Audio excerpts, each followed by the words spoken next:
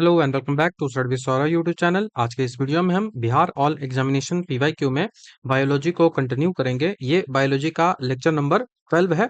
इससे पहले मैंने 11 लेक्चर्स अपलोड कर दिए हैं, तो ये लेक्चर नंबर 12 है। इससे पहले के जो भी लेक्चर्स हैं, यदि उनको आपको देखना है तो उन सारे लेक्चर्स को आप यहाँ पे देख सकते हो। ये जो है वो प्लेलिस्ट है, Bihar all examination PYQ series करके एक प्लेलिस्ट है। इस प्लेलिस्ट में जाओगे, यहाँ पे सारे वीडियोस आपको एक जगह पे मिल जाएंगे, जितने भी क्वेश्चंस हुए होंगे।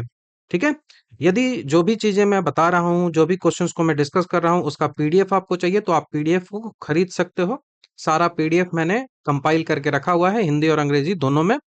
तो आप पीडीएफ बाई करने के लिए व्हाट्सअप नंबर है, उस पे मैसेज करके कांटेक्ट कर सकते हो। ठीक है।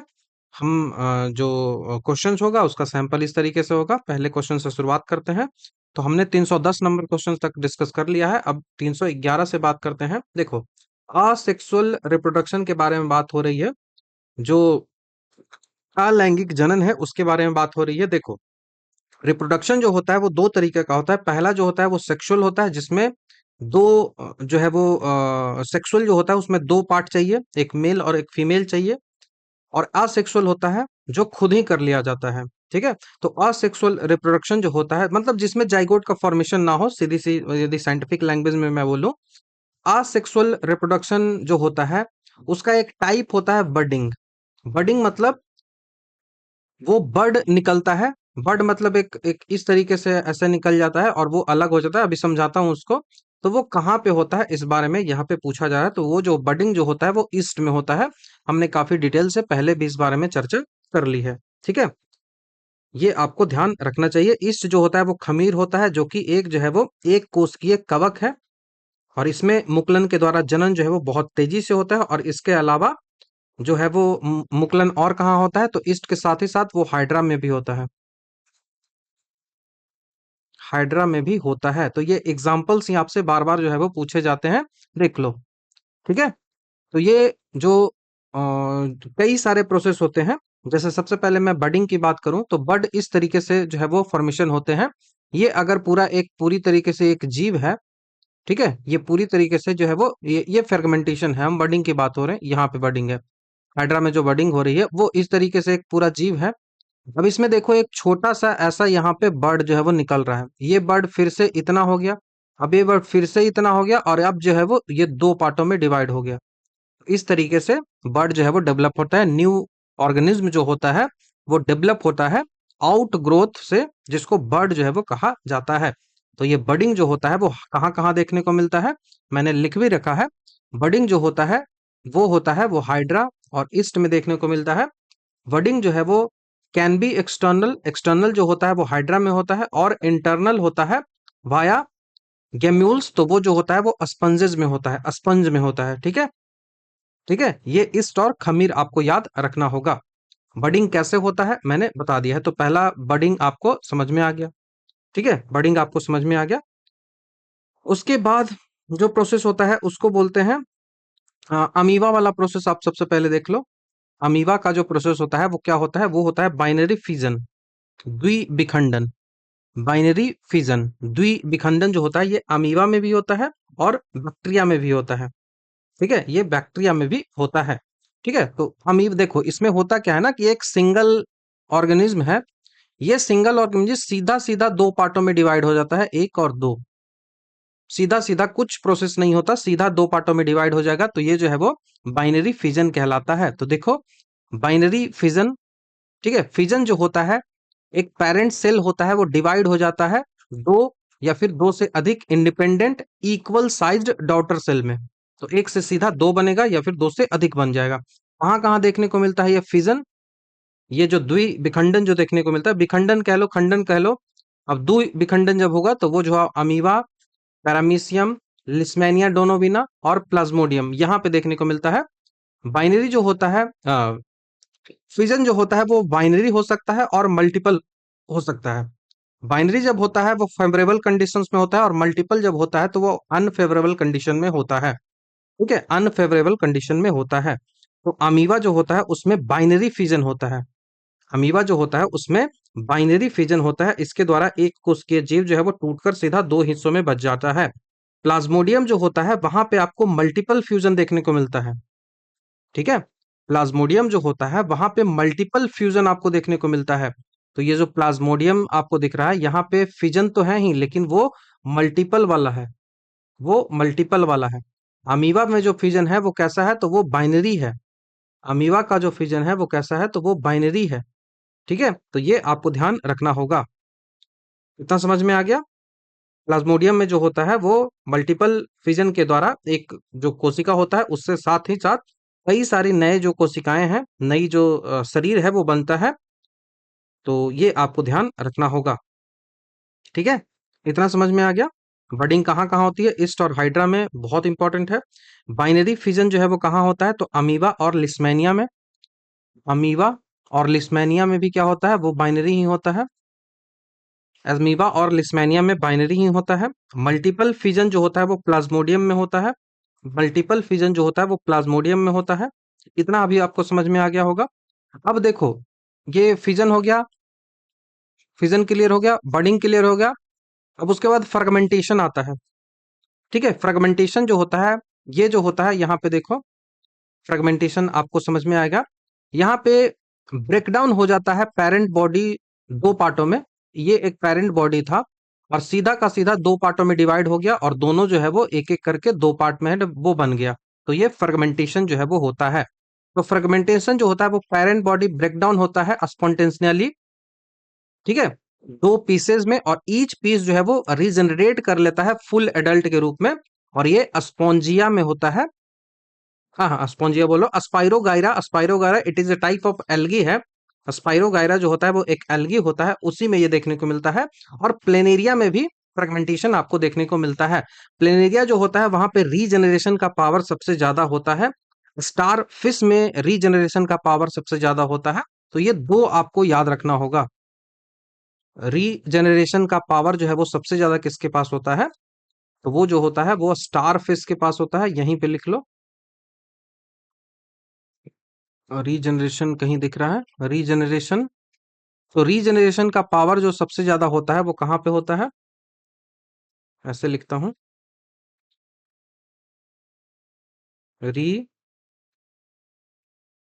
रीजनरेशन।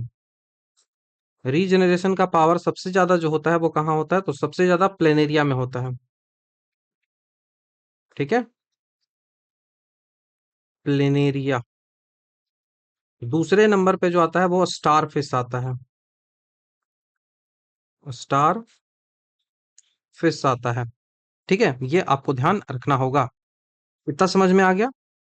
तो आपको फ्रेगमेंटेशन पता चल गया, आपको बाइनरी फिजन पता चल गया, आपको रीजनरेशन पता चल गया। रीजनरेशन मतलब एक कोई जीव है ऐसे, उसको काट देंगे तो वो दो जीवों में बन जाएगा, तो उसको रीजनरेट बोलते हैं।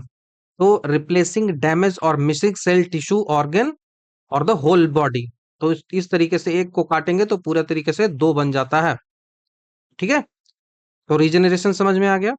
यहाँ पे रीजनरेशन जो है वो आपको दिखा गया है।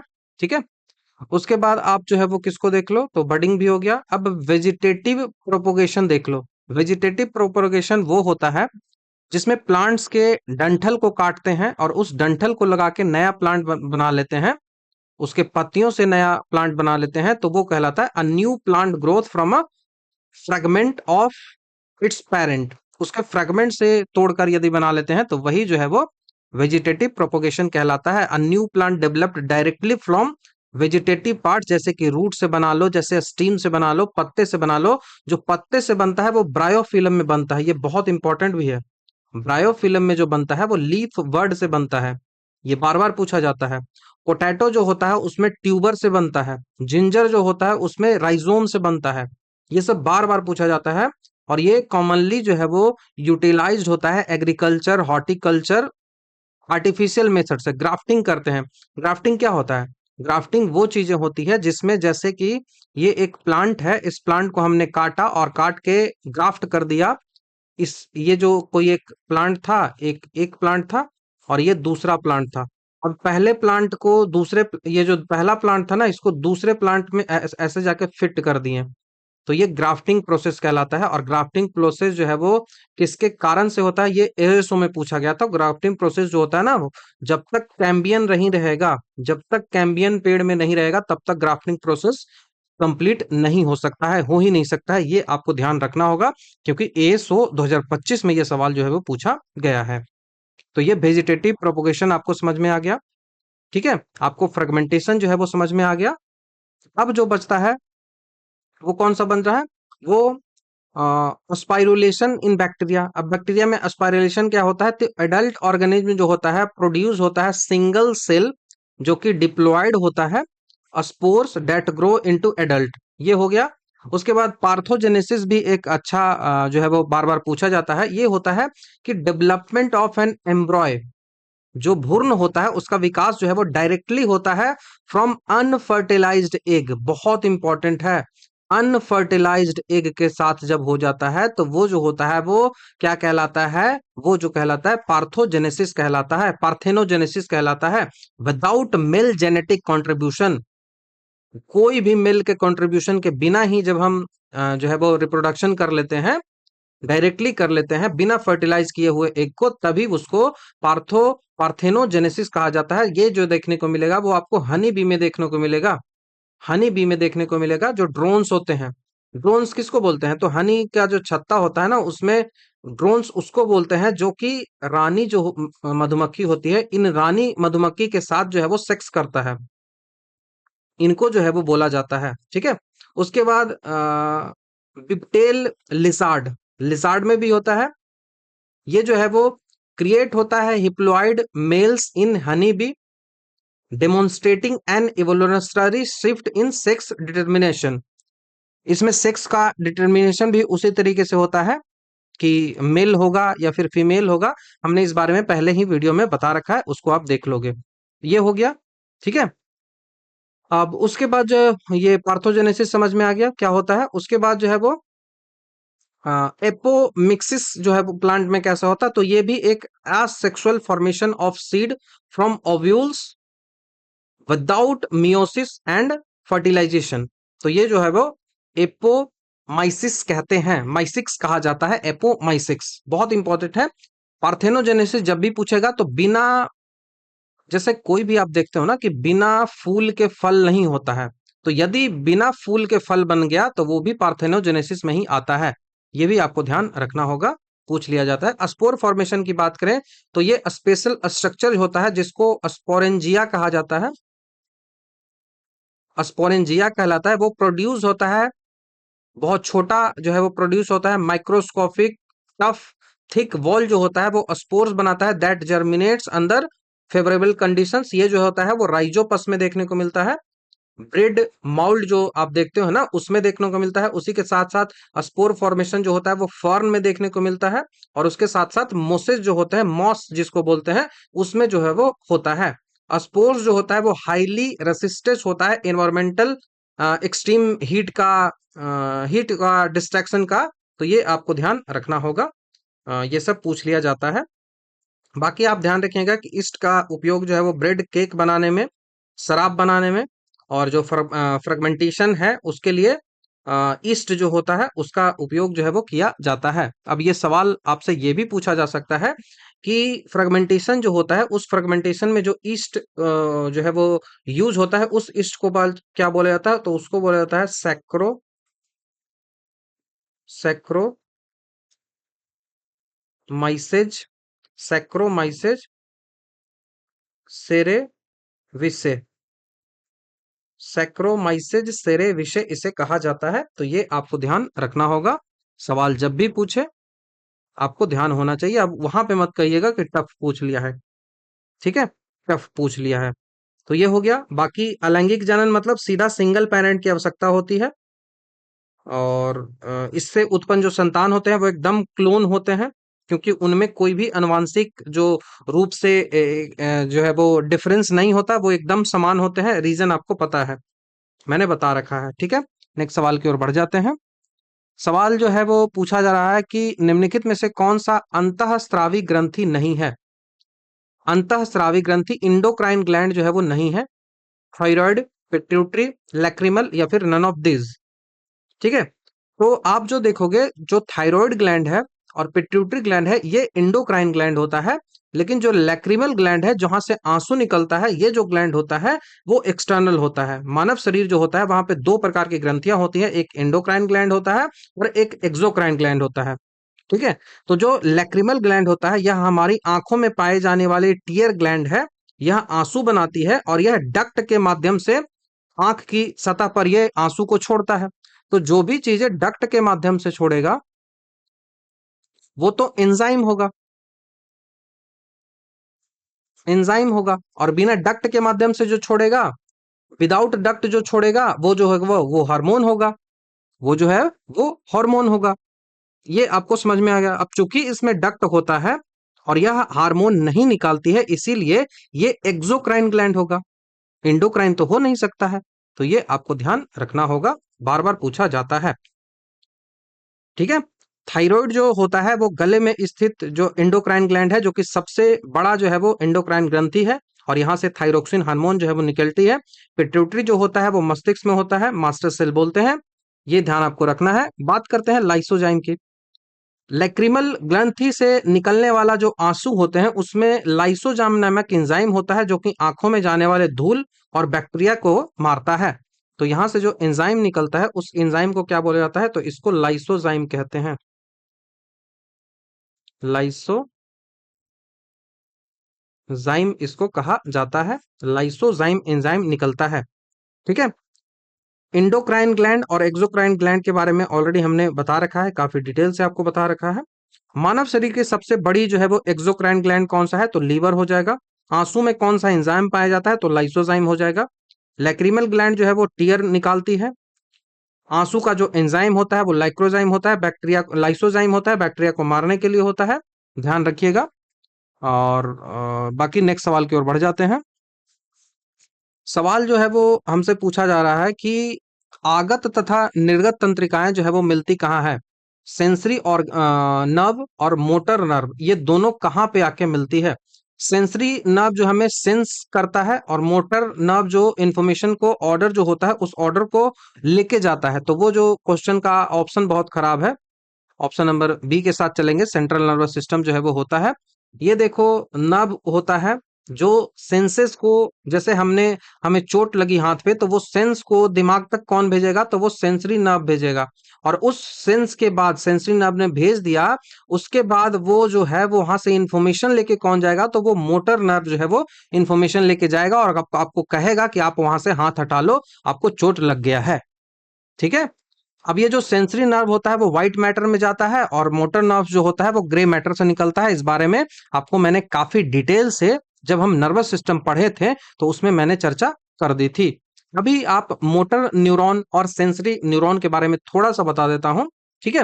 हमारा जो ब्रेन होता है वो दो पार्टों में डिवाइडेड होता है। पहला जो होता है वो कैसा होता है? तो वो जो होता है वो हमारा सीएनएस होता है, और दूसरा जो होता है वो पीएनएस होता है, सेंट्रल नर्वस सिस्टम और पेरिफेरल नर्वस सिस्टम। हमारा जो ब्रेन होता है उसका फंक्शनल और जो फंडामेंटल यूनिट होता है वो न्यूरॉन होता है। न्यूरॉन वो होता है।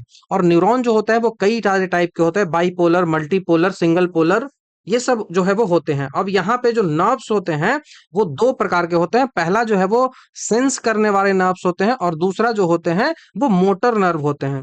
ठीक है। तो जो सेंस करने वाले नर्व्स होते हैं, ये एफरेंट नर्व्स कहलाती हैं। जो सेंस करने वाले नर्व्स होते हैं, सेंसरी नर्व जो होते हैं, उनको एफरेंट नर्व जो है वो कहते हैं, या फिर एफरेंट न्यूरॉन जो है वो कहते हैं। ठीक है।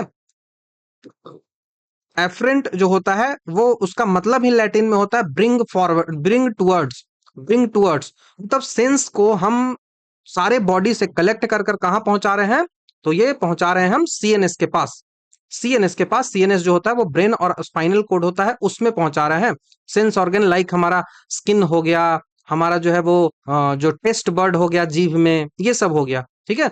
वहीं जो मोटर न्यूरॉन होता है वो इफरेंट न्यूरॉन होता है। इफरेंट, इफरेंट मतलब एक्सफेरे। एक्सफेरे इसका मतलब टू कैरी अवे, मतलब दूर लेके जाना है। मतलब हम सीएनएस से ले लिया इंफॉर्मेशन हमने, और उस इंफॉर्मेशन को जो है वो हम इफेक्टर्स, मसल्स और ग्लैंड के पास भेज देंगे कि आप जो है वो इसके लिए एक्शंस लो। ठीक है, इसके लिए एक्शंस लो। ठीक है।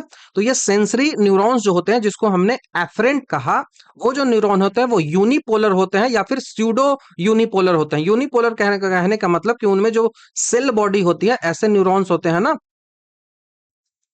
न्यूरॉन्स जो होते हैं वो यहाँ पे देख लो ना फिगर भाई, ये देखो न्यूरॉन है, ये जो है वो डेंड्राइट्स हो गया, ये डेंड्रॉन हो गया, ये जो है वो सेल बॉडी हो गया, ये जो है वो न्यूक्लियस हो गया। ठीक है, ये जो है वो न्यूक्लियस हो गया, और ये नीचे जो पूरा आ रहा है ये एक्सॉन हो गया, और फिर से जो है वो ये सिनेप्टिक हो गया। ठीक है, ये सिनेप्टिक हो गया, यहाँ पे रिसेप्टर्स होते हैं। ठीक है, अब कहाँ पे रिसेप्टर होता है, कहाँ पे नहीं होता है, इससे भी सवाल जो है वो पूछा जाता है। तो ये जो सेंसरी नर्व होता है वो मोस्टली यूनिपोलर या फिर स्यूडो यूनिपोलर जो है वो होते हैं। Cell body sits on the side of a single axon split.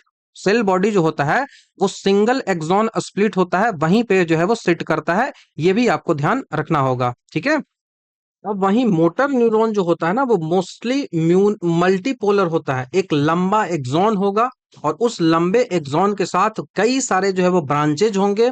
Dendrites वहां से निकलेगा जो कि डायरेक्टली जो है वो सेल बॉडी के पास जाता है। ठीक है, ये हो गया फिगर, आप देख सकते हो, ये हो गया।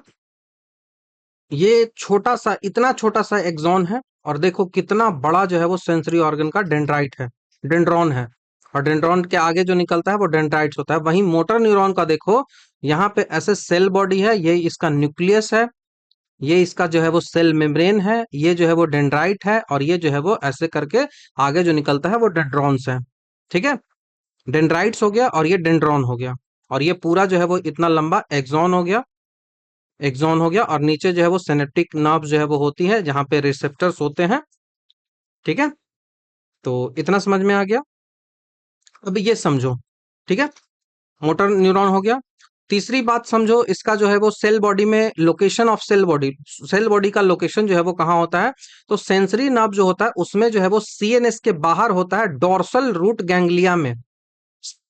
स्पाइनल कोड जो गैंग्लिया का होता है उसमें होता है। ठीक है, वहीं जो मोटर न्यूरॉन्स होता है वो ventral horn of spinal cord और ब्रेन, इन दोनों जगह हो सकता है। बस याद रखना है, मैंने काफी डिटेल से आपको बताया भी है।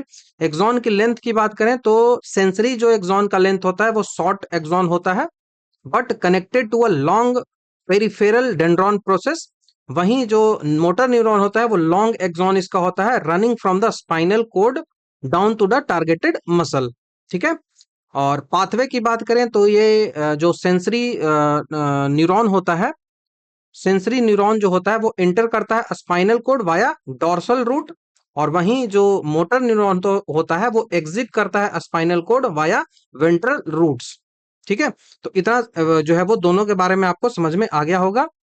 तो सेंसरी न्यूरॉन्स जो होते हैं उनके पास जो है वो रिसेप्टर्स नहीं होते हैं। जैसे यहाँ पे आप पहुंच रहे हो ना, यहाँ से सीएनएस लेके जा रहा है, ऐसे जो है वो आपको स्ट्रक्चर जो है वो दिखाया गया है, जड़ की तरह, पेड़ की जड़ की तरह जो स्ट्रक्चर दिखाया गया। यहाँ पे जो देखो, यहाँ पे क्या होता है ना कि जो सेंसरी न्यूरॉन्स होते हैं ना उनके पास यहाँ पे रिसेप्टर्स होते हैं, ऐसे ऐसे। यदि मैं इसको और बड़ा करके जूम करके आपको दिखाऊं तो ये ऐसे है, और इसका इस तरीके से ऐसा जो है वो रिसेप्टर होगा, और आप उधर से एक जो है वो चीज आएगा, और यहाँ पे ऐसे वो गोल आएगा, और यहाँ पे आके जुटेगा, और जुटने का जो एरिया होता है उसको सिनेप्टिक क्लैव जो है वो कहा जाता है, जहाँ जो कि दो न्यूरॉनों को जोड़ता है। तो सेंसरी न्यूरॉन जो होता है वो शॉर्ट एक्सॉन होता है, उसके पास रिसेप्टर होता है, सेल बॉडी होता है वो साइड में, कोई डेंड्राइट्स जो है वो नहीं होता है, और एक लंबा डेंड्रॉन होता है। वहीं मोटर न्यूरॉन के पास लॉन्गर एक्सॉन होता है, रिसेप्टर नहीं होता है, cell body terminal end dendrites इसके पास होता है, और शॉर्ट डेंड्रॉन कई सारे जो है वो होते हैं। तो इतना आपको ध्यान रखना होगा, बड़ी बहुत सारा सवाल जो है वो पूछा जाता है। ठीक है, तो इफरेंट एफरेंट दोनों के बारे में जो है वो पता चल गया होगा। अब ये दोनों जो नर्व्स होते हैं ना, ये जो दोनों नर्व्स होते हैं, ये दोनों नर्व्स क्या करते हैं, ये दोनों नर्व्स मिलते हैं। दोनों नर्व्स जो होता है वो एक जंक्शन पे रिले सेंटर कहा जाता है, और वो जो रिले सेंटर होता है वो सीएनएस में होता है, वहां पे जाके ये मिलते हैं।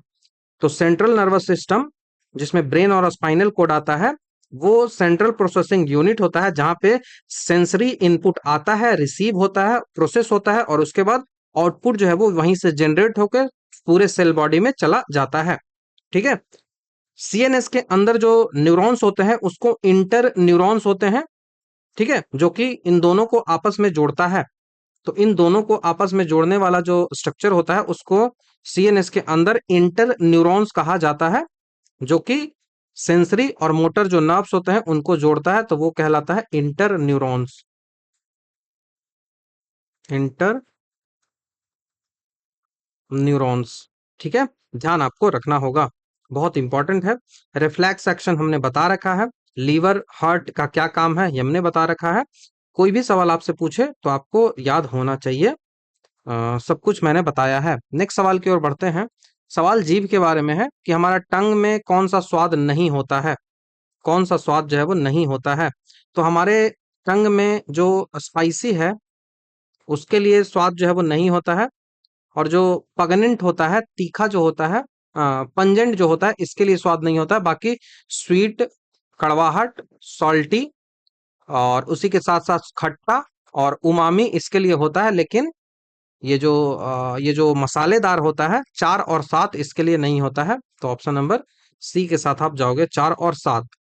मीठा, खट्टा, सॉल्टी, बिटर, उमामी मतलब जो स्वादिष्ट स्लैबरी होता है वो होते हैं, लेकिन मसालेदार और तीखा का कोई टेस्ट हमारे जो है वो, कोई स्वाद जो है वो नहीं होता है।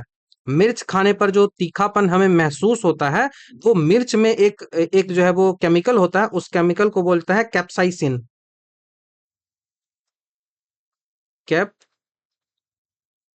कैप्साइसिन।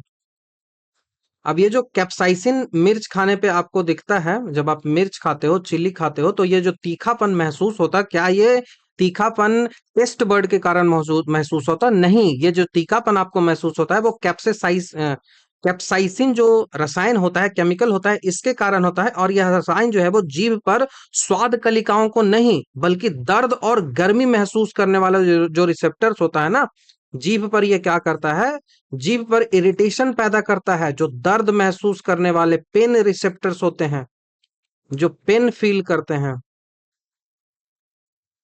पेन रिसेप्टर्स होते हैं, इसको एकदम साइंटिफिक लैंग्वेज में बोलूं मैं तो इसको बोलते हैं नोसिसेप्टोर्स। ठीक है, नोसिसेप्टर्स। तो ये जो है वो उसको जलाता है, तभी आपको वो दर्द जो है वो तीखापन जो है वो महसूस होता है। इसीलिए तीखापन कोई जो है वो स्वाद नहीं है, ये बस एक दर्द का एहसास आपको होता है, बस, और कुछ नहीं। उमामी जो होता है एक पांचवा स्वाद होता है, जिसको 1908 में जापानी वैज्ञानिक कुकेनु इकेदा जो है वो उन्होंने इसको जो है वो खोजा था। यह टमाटर, मशरूम और ओजिनो मोटो जो होता है ना, उसका स्वाद होता है, एमएसजी। ठीक है, मोनोसोडियम ग्लूटामेट जो है उसका ये स्वाद होता है उमामी। तो उमामी के बारे में ये ध्यान आपको रखना होगा। किसने खोजा था? तो 1908 में किकुने इकेदा, किकुने इकेदा ने इसको खोजा था 1908 में। कहाँ होता है? आप टमाटर खा रहे हो, आप मशरूम खा रहे हो, आप जो है वो ओजेनो मोटो खा रहे हो, ओजिनो मोटो, एमएसजी, मोनोसोडियम ग्लूटामेट कहते हैं, मोनोसोडियम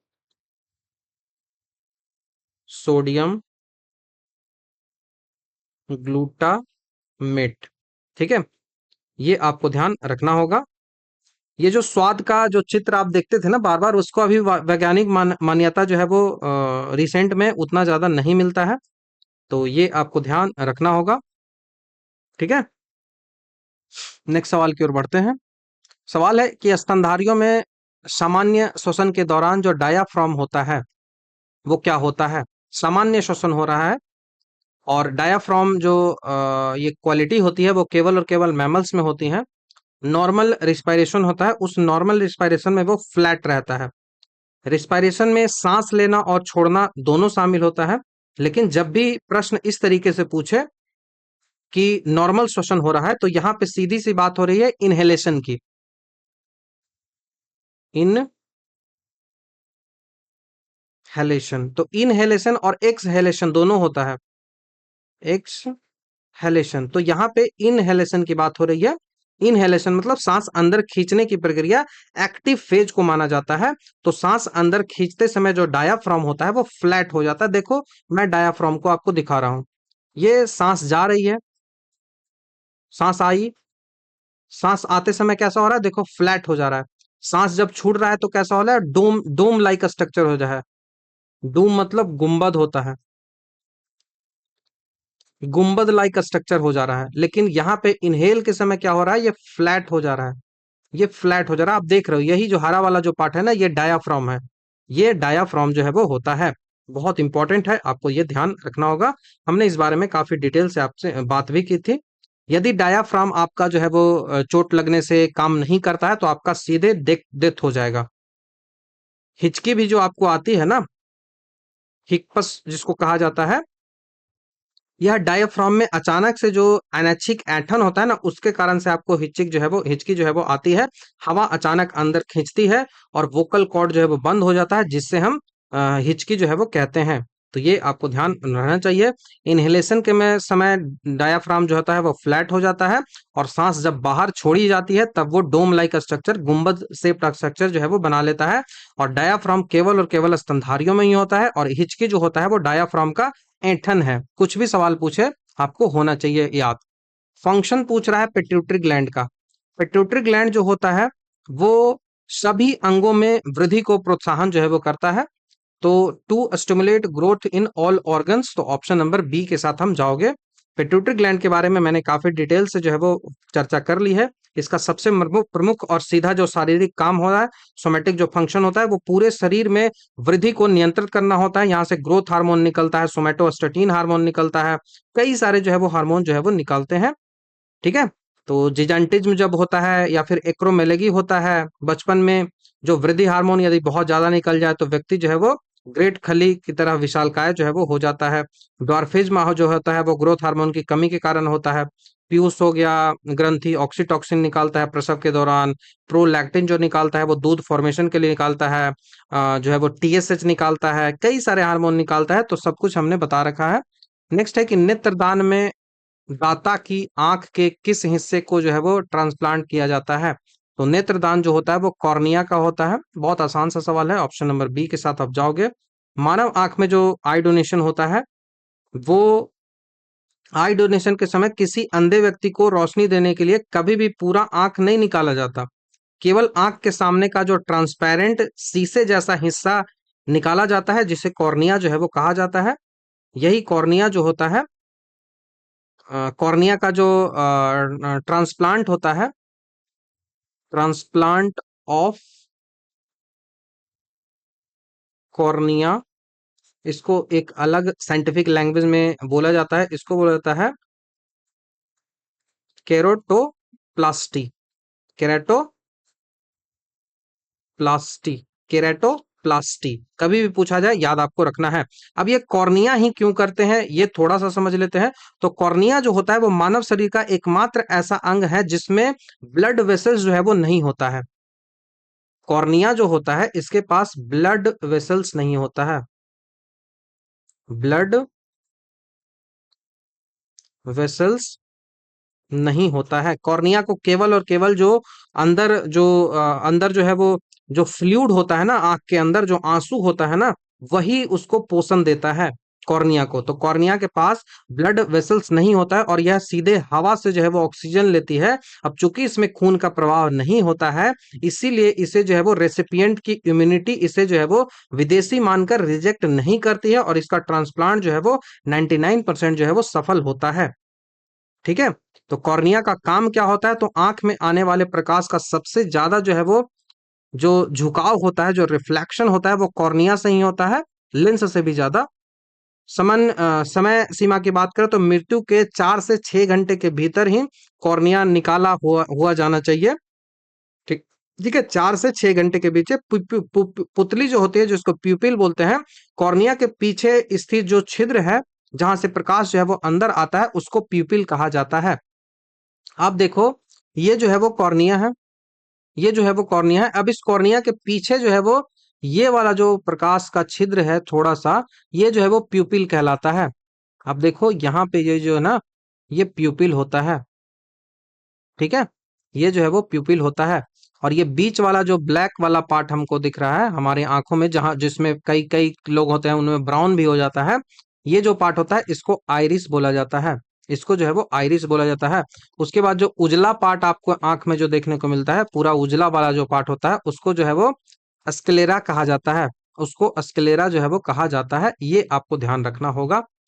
कॉर्निया किसको बोलते हैं, तो एकदम आगे जो होता है वही कॉर्निया जो है वो कहलाता है। उस जो प्यूपिल होता है, उस प्यूपिल के पीछे जो पार्ट आता है उसको लेंस बोला जाता है। उसको जो है वो लेंस कहा जाता है। इतना समझ में आ गया। अब इसके अंदर जो है वो कई सारे फ्लूइड जो है वो भरे होते हैं। उसी फ्लूइड के कारण इंटर ऑक्यूलर प्रेशर बनता है। इंटर ऑक्यूलर प्रेशर जो कि मेंटेन होना चाहिए, आई थिंक 22 के आसपास होना चाहिए। मुझे ये बीमारी है तो मुझे इस बारे में थोड़ी सी जानकारी है। ये आईपीओ होता है। इंटर ऑक्यूलर प्रेशर ज्यादा नहीं होना चाहिए। मेरा तो अभी मेंटेन है, 15 के आसपास मेरा है, 12-15 के आसपास। तो 22 से ज्यादा नहीं जाना चाहिए, 18-12 ऐसे ही चलते रहता है मेरा। तो इस कारण से आई में इरिटेशन भी बहुत ज्यादा होता है। इस कारण से ग्लूकोमा हो जाता है, ओपन एंगल ग्लूकोमा जो होता है ना, काली मोतियाबिंद, वो हो जाता है। तो ये सब थोड़ा सा ध्यान रखने की आवश्यकता होती है, ठीक है। तो अंदर जो फ्लूइड होता है ना, उसी फ्लूइड के कारण आंख की दीवारों पर जो प्रेशर बनता है उसी को इंटरऑकुलर प्रेशर बोलते हैं। यहीं पे जो नसें होती है ना, ये नसें जो है वो ग्लूकोमा में खराब हो जाती हैं। और एक बार नसें खराब हो गई, ऑप्टिक नर्व एक बार खराब हो गई तो खेल खत्म। आपका रोशनी दोबारा जो है वो वापस नहीं आता है, ठीक है। दोबारा रोशनी जो है वो वापस नहीं आता है, ये आपको ध्यान रखना होगा। तो नेत्रदान कॉर्निया होता है। और कॉर्निया का सर्वाधिक अपवर्तन जो है वो कहाँ होता है प्रकाश का, तो वो कॉर्निया से ही होता है। मोतियाबिंद में क्या बदला जाता है, तो मोतियाबिंद में लेंस जो बदला जाता है। मोतियाबिंद जब भी आपका होता है तो उसमें लेंस बदला जाता है, लेंस बदल के काम चल जाता है, ठीक है। सिलियरी बॉडी और सिलियरी मसल के कारण ही आंखों में कॉन्ट्रैक्शन जो है वो होता है, जो कि यहाँ पे रहता है। ये जो मसल्स है ऐसे ऐसे जो पूरा यहाँ तक ऐसे जो दिया हुआ है ना, ये सिलियरी बॉडी या फिर सिलियरी मसल्स है। ध्यान आपको रखना होगा। नेक्स्ट सवाल की ओर बढ़ते हैं। सवाल बोल रहा है कि जो ओवेरी होता है, which function is performed by ovary. अंडाशय जो होता है, उस अंडाशय के द्वारा क्या फंक्शन जो है वो परफॉर्म किया जाता है। तो महिलाएं में प्रजनन तंत्र जो होता है उसमें दो ओवरी जो है वो होती हैं, तो ओवरी के कारण इसको ओवरीज कहेंगे तो ज्यादा अच्छा होगा। प्लूरल तो बनाना पड़ेगा। तो इनकी संख्या जो होती है, ओवरीज की संख्या जो होती है वो दो होती है। ये भी सवाल जो है वो पूछा जाता है। पुरुष में जो संख्या होती है वो टेस्टिस होता है, और मेन सेक्सुअल ऑर्गन, और उसकी संख्या दो होती है। अंडाशय जो होता है उसमें दोहरी ड्यूअल काम करता है। पहला तो रिप्रोडक्शन का काम करता है, और दूसरा जो है वो एंडोक्राइन ग्लैंड का काम करता है। तो जो ओवरी जो होती है, वो ओवरी क्या कर रही है, यही ओवरी है, देखो ये वाला ओवरी पार्ट है, ये दो जगह है, ठीक है। ये ओवरी क्या काम कर रहा है, तो ये ओवरी का दो काम है। पहला तो ये रिप्रोडक्शन का काम करेगा, प्रजनन का काम करेगा, रिप्रोडक्शन का काम करेगा। और दूसरा जो काम करेगा, वो दूसरा काम होगा एंडोक्राइन ग्लैंड का। एंडोक्राइन ग्लैंड का मतलब हॉर्मोन्स तो कुछ ना कुछ निकालेगा भाई, ठीक है। तो पहली बात कि ये जो है वो रिप्रोडक्शन के रूप में क्या काम करेगा, कि ये ओवम का प्रोडक्शन करेगा। ओवरी जो क्या करेगा, वो रिप्रोडक्शन में क्या करेगा कि ओवम का प्रोडक्शन करेगा। ओवम मतलब डिंब जो होता है उसका प्रोडक्शन करेगा। तो ओवम, ओवम प्रोडक्शन, ओवम जो होता है उसका प्रोडक्शन करेगा। अंडाशय का प्राथमिक कार्य जो होता है वो ओजेनेसिस प्रक्रिया के द्वारा महिला जो युग्म होता है, जिसको ओवम डिंब कह रहे हैं, या फिर अंडाणु जो होता है, ओवम या फिर एग जो कह रहे हैं, उसका फॉर्मेशन करना। और यह जो है वो हर महीने ओवुलेशन के जरिए निकलता है।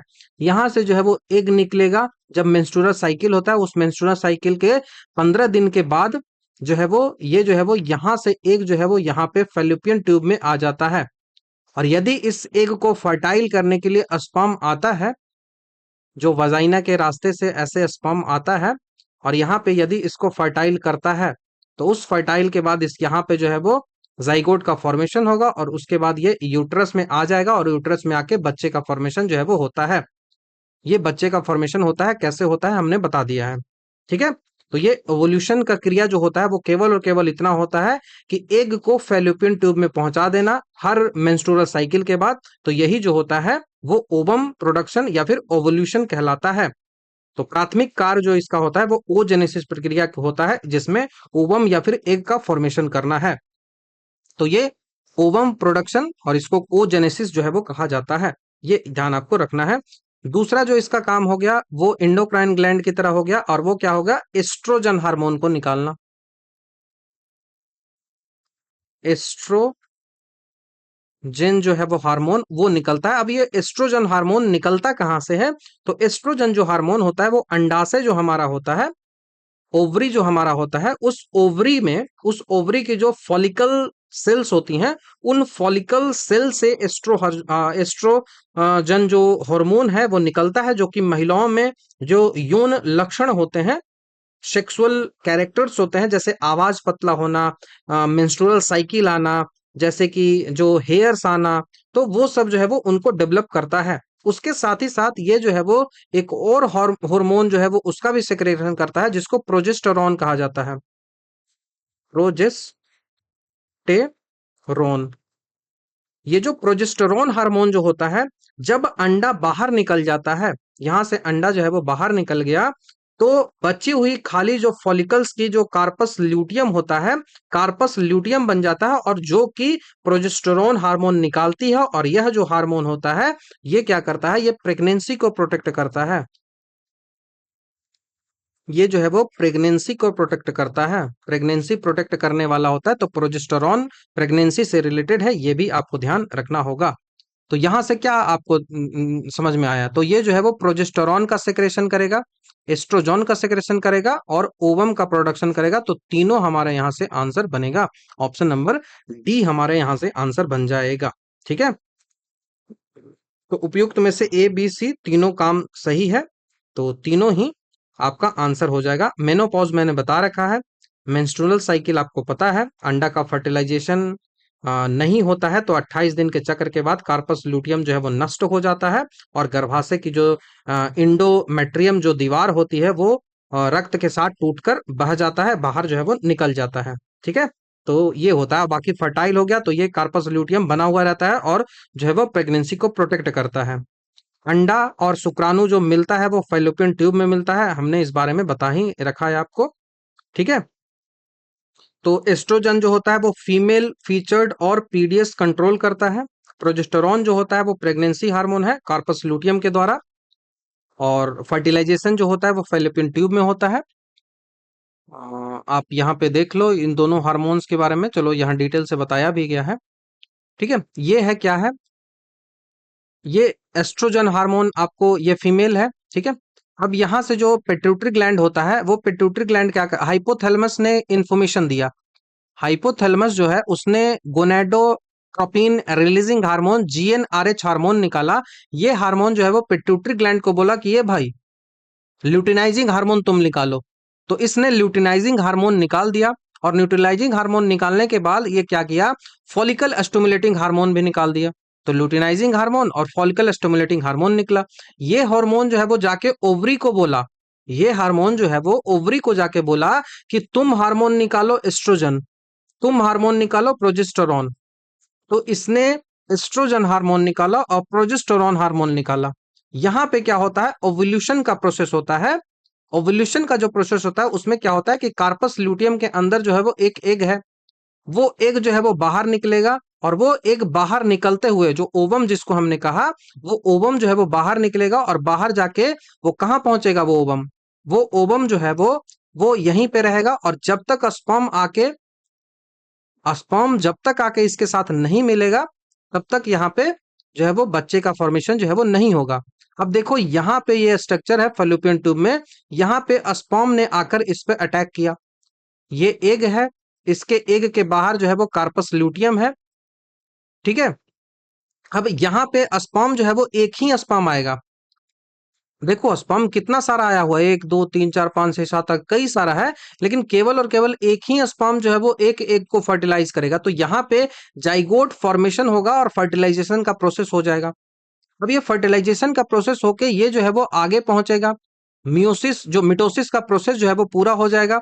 अब यहाँ पे सेल डिवीजन अंदर अंदर होते चलाएगा, 2 सेल बनेगा, 4 सेल बनेगा, 8 सेल बनेगा, और धीरे धीरे ये जो है वो 8 सेल बनने के बाद कहाँ पहुंचेगा, तो 8 सेल बनने के बाद ओस्टियम से नजदीक होते हुए, ओस्टियम से पास होते हुए ये जो होता है वो कहाँ पहुंचता है, ये जो हमारा ये जो पार्ट होता है वो गर्भाशय होता है, यूट्रस होता है, इस यूट्रस में पहुंच जाता है। और यहीं पे यूट्रस में बेबी जो होता है वो रहता है 9 महीने। ये आपको पता है, ये आपको पता है, तो ये समझ में आपको पूरा आया होगा।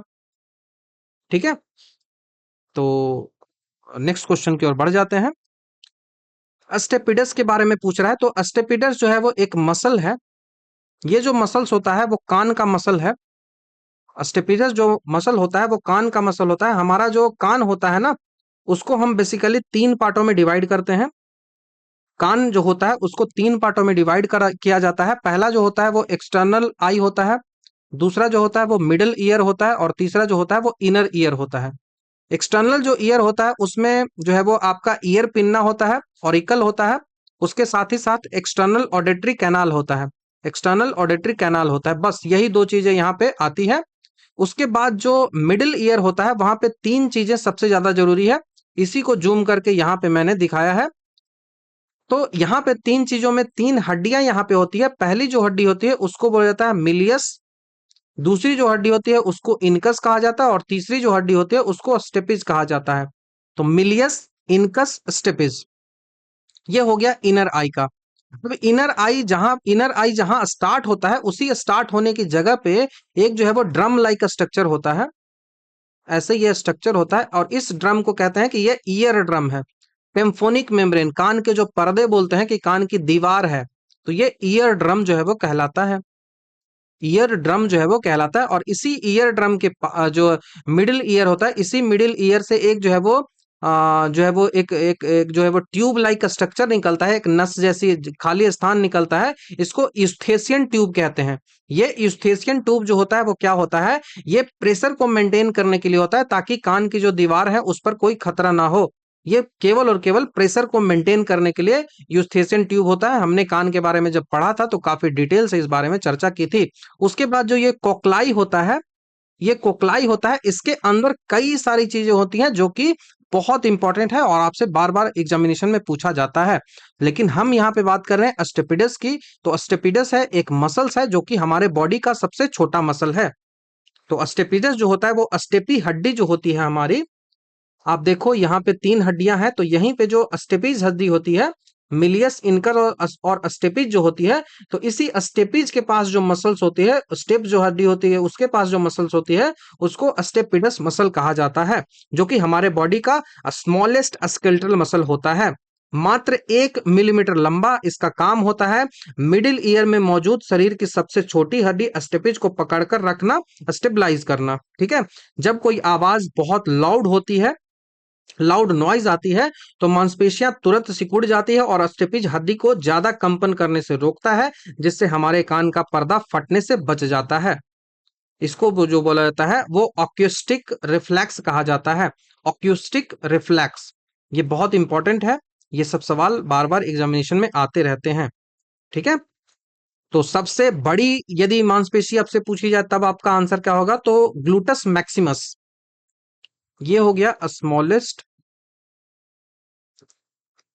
स्मॉलेस्ट हो गया। और यदि आपको लार्जेस्ट पूछे, तो आपकी जो हिप होती है ना, ग्लूटस मैक्सिमम, ग्लूटस मैक्सिमस जो हमारे कूल्हे या फिर हिप बटक जिसको कहते हो, उसकी मांसपेशियों को बोलते हैं, तो उसको ग्लूटस मैक्सिमस कहा जाता है।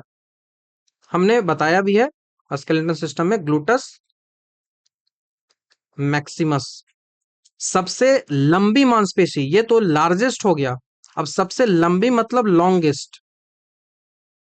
लॉन्गेस्ट जो मांसपेशी होती है, वो सबसे लंबी जो मांसपेशी होती है उसको बोला जाता है सार्टोरिस, सार्टोरियस, सार्टोरियस। सार्टोरियस होता है, ये हमारा कहाँ होता है, तो ये जांघ में होता है। जो थाई होती है, क्वाड मसल जो होती है वहां, क्वाड जो, हाँ क्वाड्रेपियस जो मसल्स होती है वहां पे ये मसल्स होती है, जिसको सार्टोरियस कहा जाता है।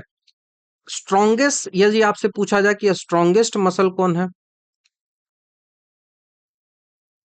स्ट्रॉन्गेस्ट मसल कौन है, सबसे मजबूत जो मसल कौन है, तो हड्डी तो आपको कह देंगे कि जबड़े की हड्डी, लोबर जो होता है, लोबर जो जबड़े होते हैं, मेलियस मैक्सिला शायद बोलते हैं। तो लोअर जो हड्डी होती है उसको मेलियस, हाँ, लोअर जो हड्डी होती है उसको, ऊपर वाले को मैक्सिला बोलते हैं और नीचे वाले को, मुझे मतलब नाम ही नहीं याद, फिसल रहा है दिमाग से। ये जो है वो मसल होती है, वो स्ट्रॉन्गेस्ट मसल जो होती है उसको मैसीटर कहते हैं, उसको मैसीटर कहा जाता है। ये होता क्या है, तो लोअर जॉ में,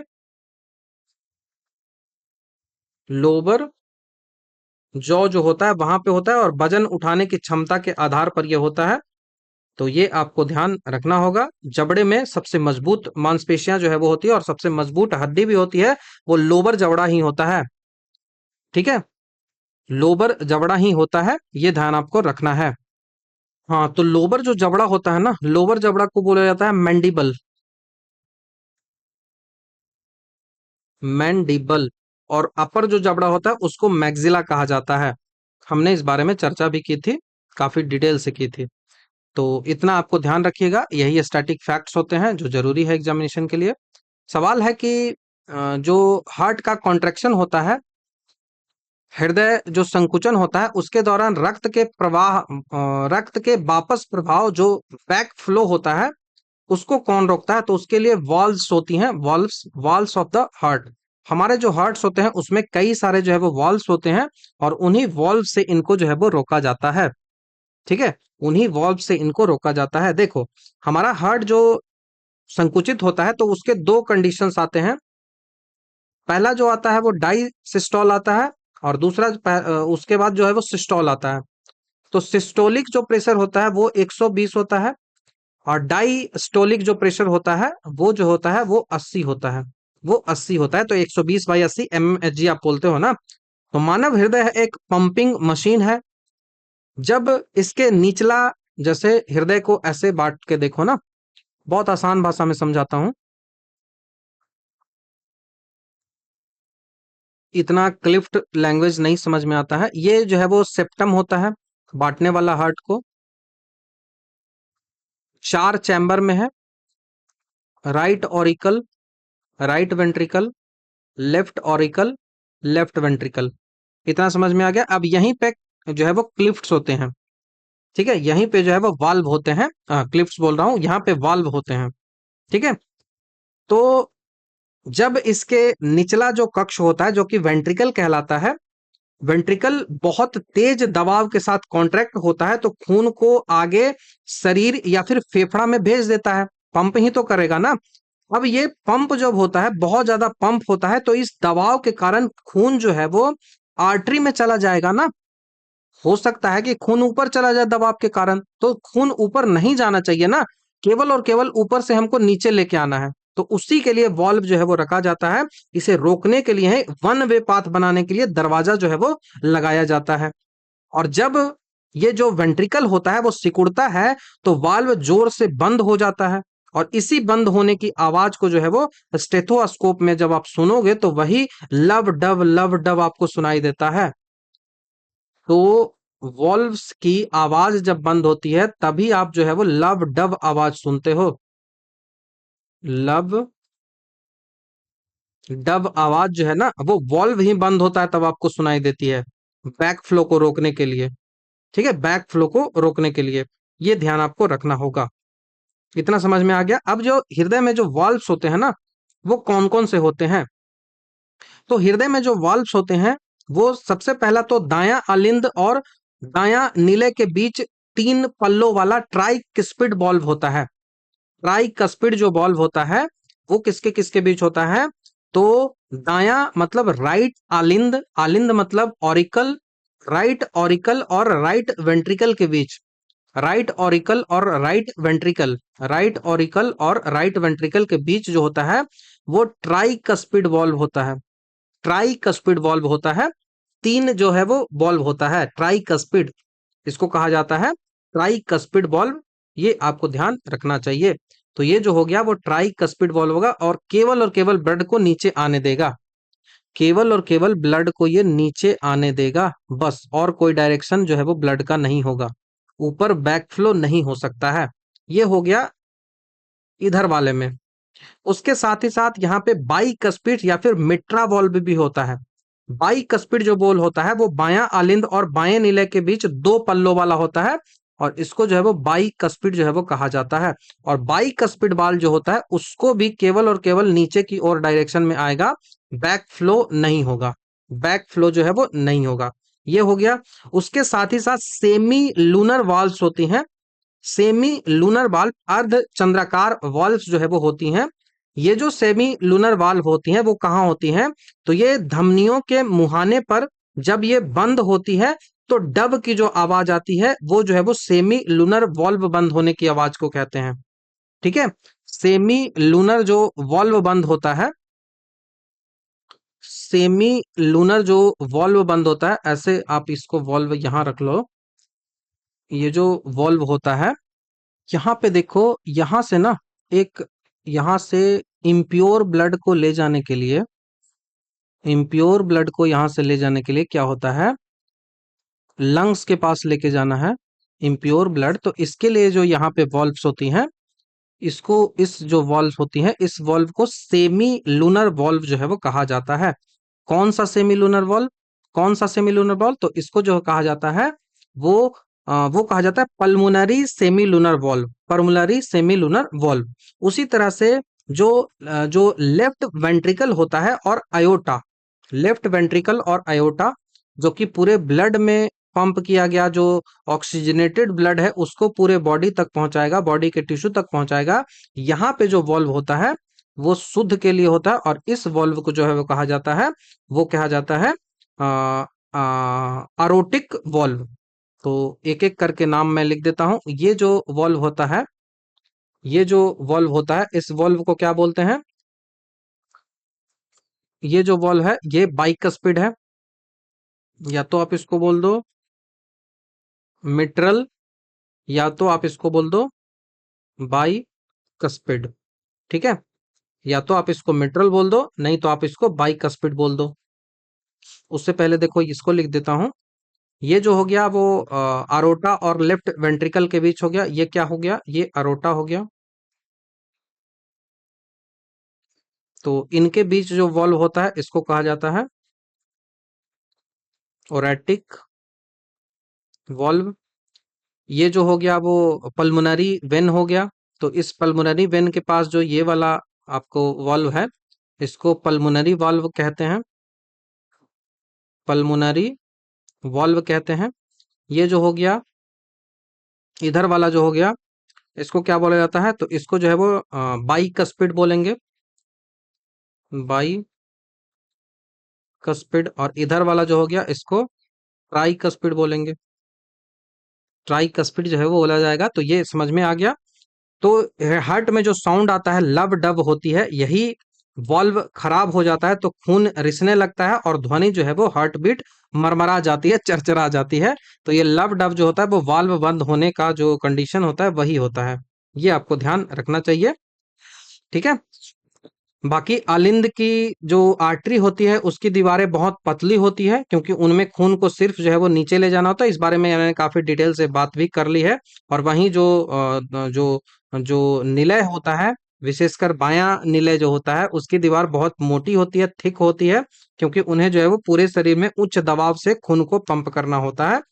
ठीक है, तो ये आपको ध्यान रखना होगा कभी भी सवाल पूछा जाए।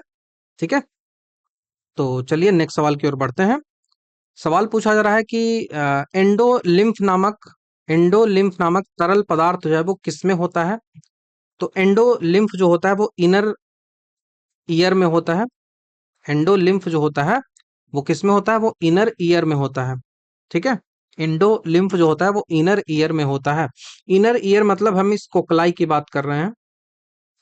ये वाला जो यहां से जो स्ट्रक्चर पूरा आया ना, ये जो है वो इधर वाला इधर जो पूरा स्ट्रक्चर है इसी को इनर ईयर बोलते हैं। तो इस इनर ईयर में सबसे इंपॉर्टेंट अगर कोई पार्ट है तो वो ये कोक्लिया है, कोक्लिया या फिर कोक्लाई बोल लो। यहाँ पे आपको वेस्टिबुलर नर्व्स मिलेंगे, यूस्थेसियन ट्यूब मिलेगा, ऑडिटरी ऑसिकल्स जो आपको मिडिल में बताया था, टिम्फोनिक मेम्ब्रेन मैंने बताया था। ठीक है, तो इनर ईयर जो होता है वो पूरा का पूरा यही वाला स्ट्रक्चर है। हमने इस बारे में काफी डिटेल से चर्चा भी कर ली है। यहाँ पे तीन सेमी सर्कुलर वेस्टिबुलर होता है, वहीं पे वेस्टिबुलर अपार्टस इसको कहा जाता है। वेस्टिबुलर अपार्टस जो है वो इसको कहा जाता है। और फिर नीचे जो है वो यहीं से जो है वो वेस्टिबुलर नाभ जो है वो निकलता है। और यहीं पे जो है वो जहां से ये जो इनर आई वाला जो स्टेपिज जो है वो जुड़ता है इनर आई से, कोक्लाई वाला जो स्ट्रक्चर होता है उससे, उसको ओवल विंडो कहा जाता है। वहीं पे राउंड विंडो जो है भी होता है, राउंड विंडो भी वहीं पे होता है। और इसी कोकिल जो होता है ना इनर आई में, यहीं पे जो है वो आपको ये कोक्लियाई जो होता है ना, यहीं पे इंडोलिम्फ नामक तरल द्रव जो है वो, तरल पदार्थ जो है वो देखने को आपको मिलता है। इंडोलिम्फ जो होता है आंतरिक कान का वह जटिल हिस्सा जिसे लेबरिंथ या फिर भूल भुलैया कहा जाता है। यह दो भागों में बांटा जाता है, बोनी लेबरनिथ और मेम्ब्रेन लेबरनिथ। ठीक है, तो इंडो लिम्फ जो होता है वो एक विशेष तरल पदार्थ है जो कि आंतरिक कान में जो मेम्ब्रेन लिबरिंथ होता है, जैसे कि कोक्लिया और सेमी लूनर जो नलिकाएं होती हैं, अर्ध वृत्ताकार जो नलिकाएं होती हैं, उनके अंदर ये भरा हुआ रहता है, इसमें भरा हुआ रहता है और इसमें भरा हुआ रहता है। ठीक है, ये समझ में आएगा। और उसी का ये स्ट्रक्चर है। ये तीन पार्टों में बढ़ता है।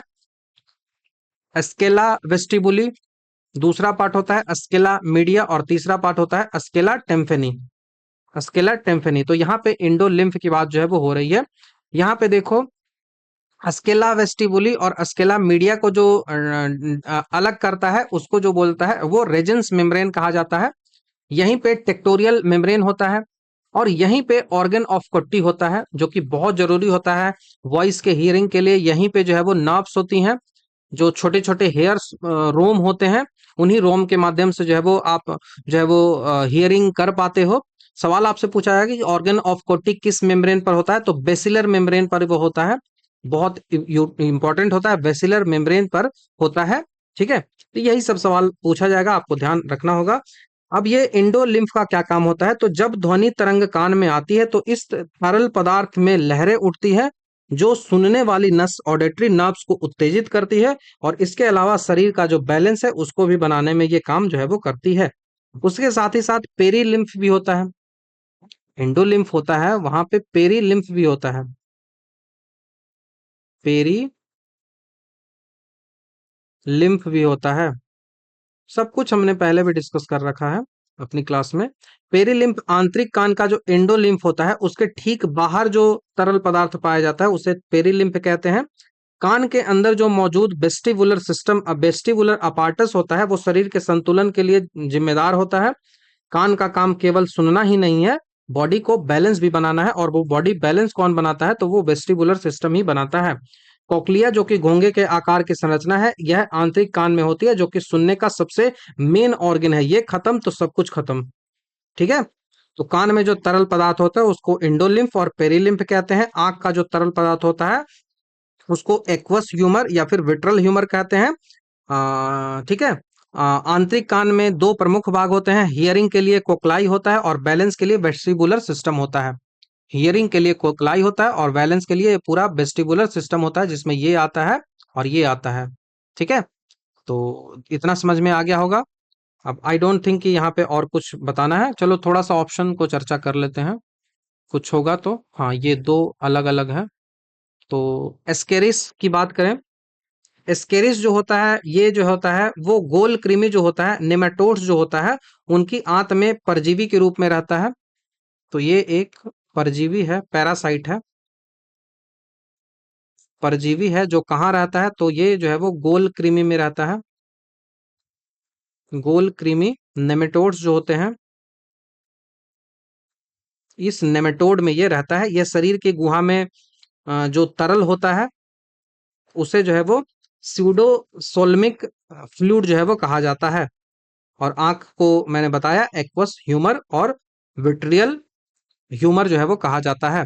आंख में जो फ्लूइड होता है उसको क्या बोला जाता है, दो फ्लूइड होता है, एक को बोलते हैं एक्वस एक्वस ह्यूमर, और दूसरा जो है उसको बोलते हैं विट्रे विट्रियस ह्यूमर। ध्यान आपको रख लेना है। चलिए नेक्स्ट सवाल की ओर बढ़ते हैं। सवाल है कि कौन सी ग्रंथि जो होता है वो दोनों आंतरिक और बाहरी स्राव के रूप में काम करता है, तो वो पैंक्रियाज है। और इस बारे में हमने काफी डिटेल से पहले भी चर्चा कर ली है कि कैसे कैसे क्या होता है।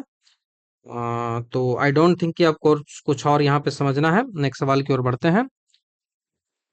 टैकीकार्डिया में हृदय गति जो है वो होती है, टैकीकार्डिया जो होता है उसकी बात हो रही है। तो एक स्वस्थ वयस्क मनुष्य का जो सामान्य जो हृदय गति होता है वो कितना होता है, तो वो 60 से 100 के आसपास चलता है। हार्ट बीट जो होता है वो 72 हो तो बहुत अच्छी बात है। ठीक है।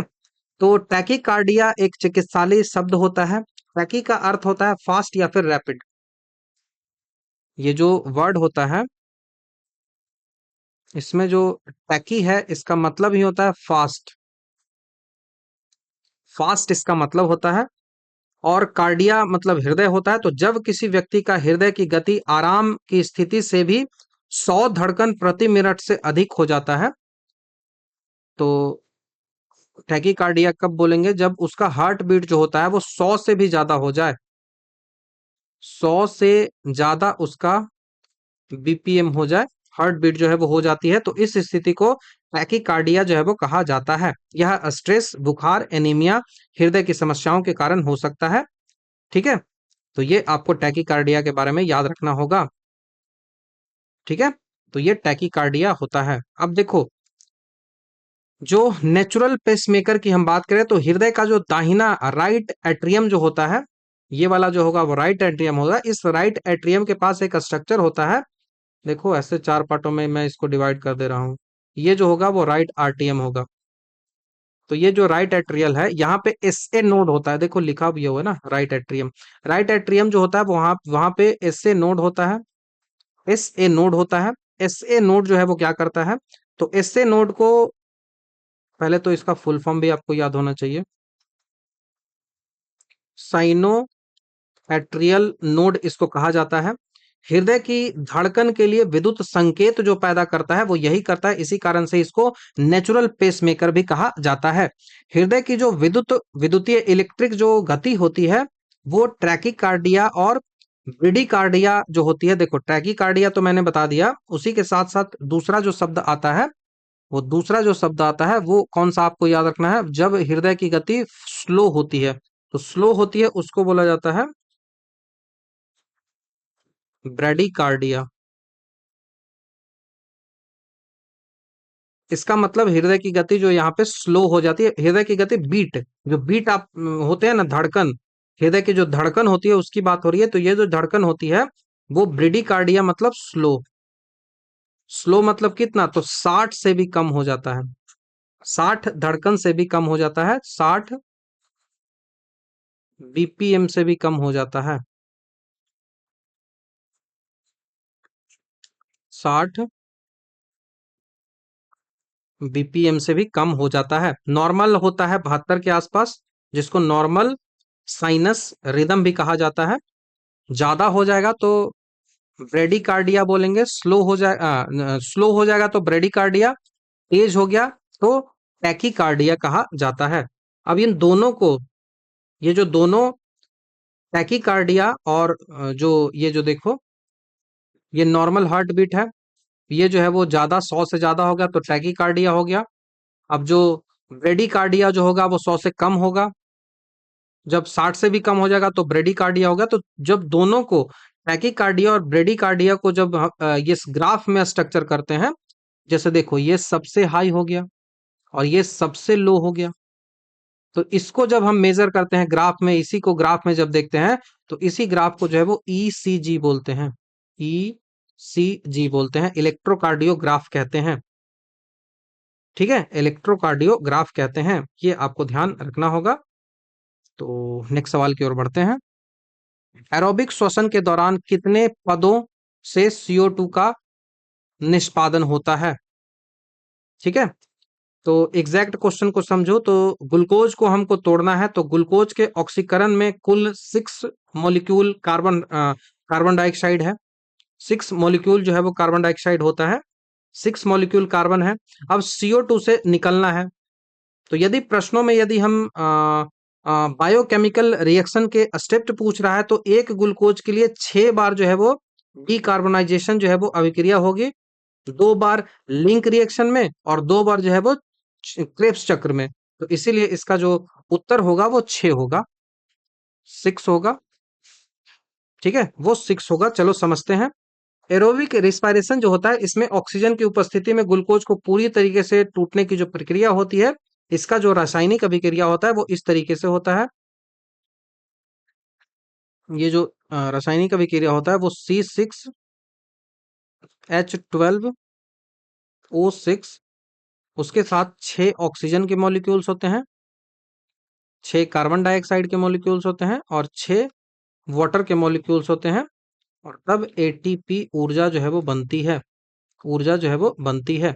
तो ग्लूकोज को किसके साथ तोड़ना है? केवल और केवल ऑक्सीजन से तोड़ना है। तो हमें बन के क्या मिलता है? हमें 6 कार्बन का मॉलिक्यूल मिलता है, 6 हाइड्रोजन का मॉलिक्यूल मिलता है और उसके बाद एनर्जी बहुत ज्यादा मिलती है। तो इस समीकरण में स्पष्ट रूप से ग्लूकोज को टूटने से कितने कार्बन मिल रहे हैं? तो 6 कार्बन के मॉलिक्यूल आपको मिल रहे हैं। तो इसीलिए आपका आंसर जो है वो 6 होगा। अब जो 6 जो है वो मिलता कहाँ से? तो ये 6 जो है वो 2 प्रोसेस से मिलता है। पहला जो प्रोसेस होता है वो लिंक रिएक्शन होता है, लिंक रिएक्शन होता है जहां पे हाइड्रोलिसिस जो है वो क्रेब्स चक्र से जाकर जुड़ता है।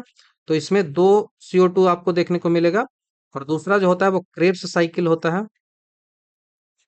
क्रेब्स साइकिल होता है। उस क्रेब्स साइकिल में 4, ये चक्र चूंकि 2 ग्लूकोज को एक बार में तोड़ना होता है ना, तो 4 बार चलता है। तो ये 2 बार घूमता है, तो टोटल जो है वो 4 CO2 आपको यहां से निकलेगा, 2 चक्कर होगा। तो टोटल 6 CO2 आपका आंसर हो गया। ध्यान आपको रखना होगा।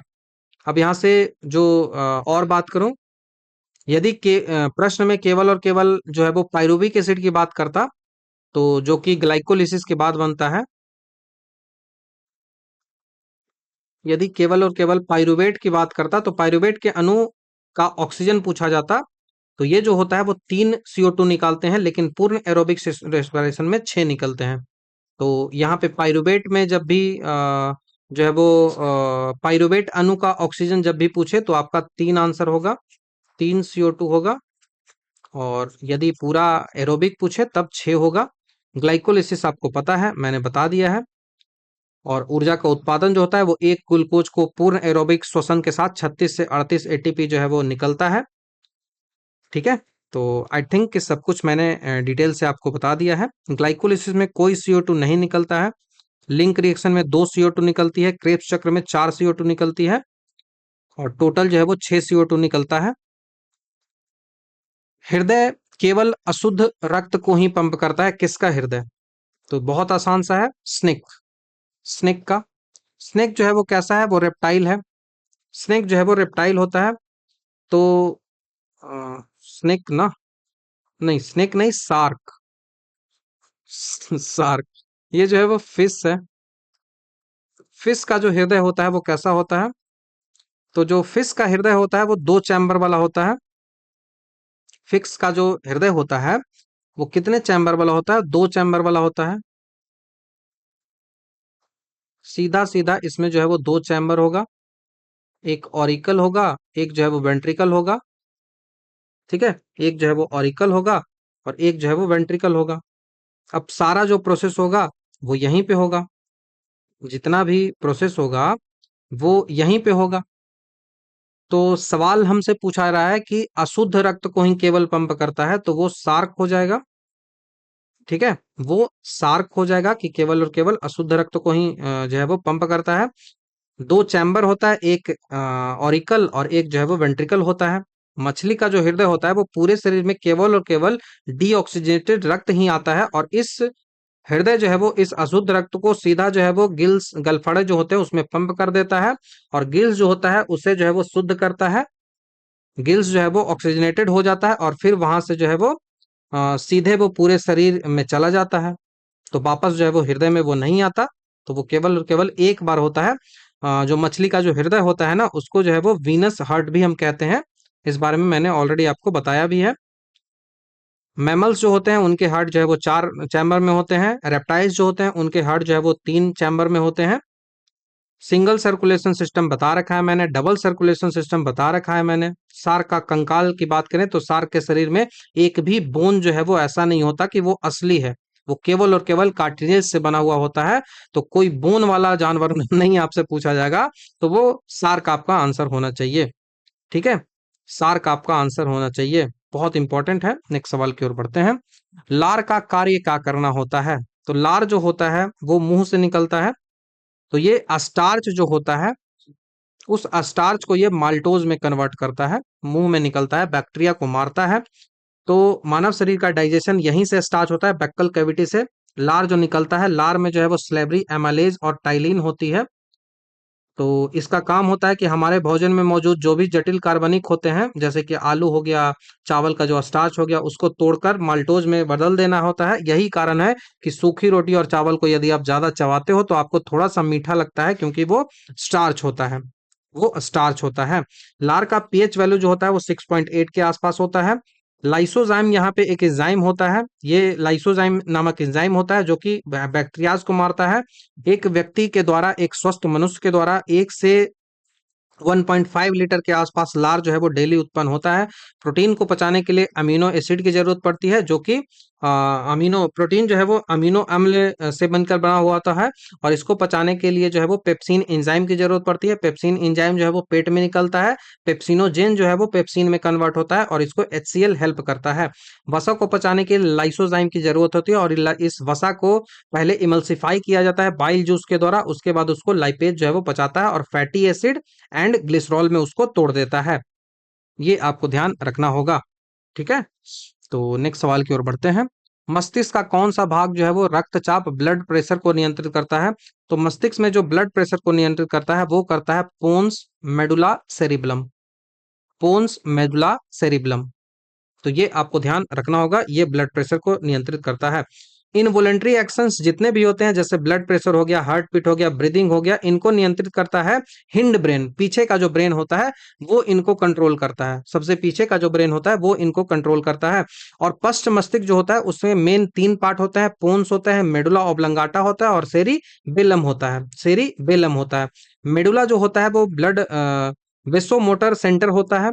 मेडुला जो होता है वो रक्तचाप का सेंटर होता है और सीधे इसको जो है वो कंट्रोल करता है। पूंस और सेरिबेलम जो होता है वो भी इसी नेटवर्क का हिस्सा है, इसीलिए इस समूह को हम सही उत्तर के रूप में चुनेंगे।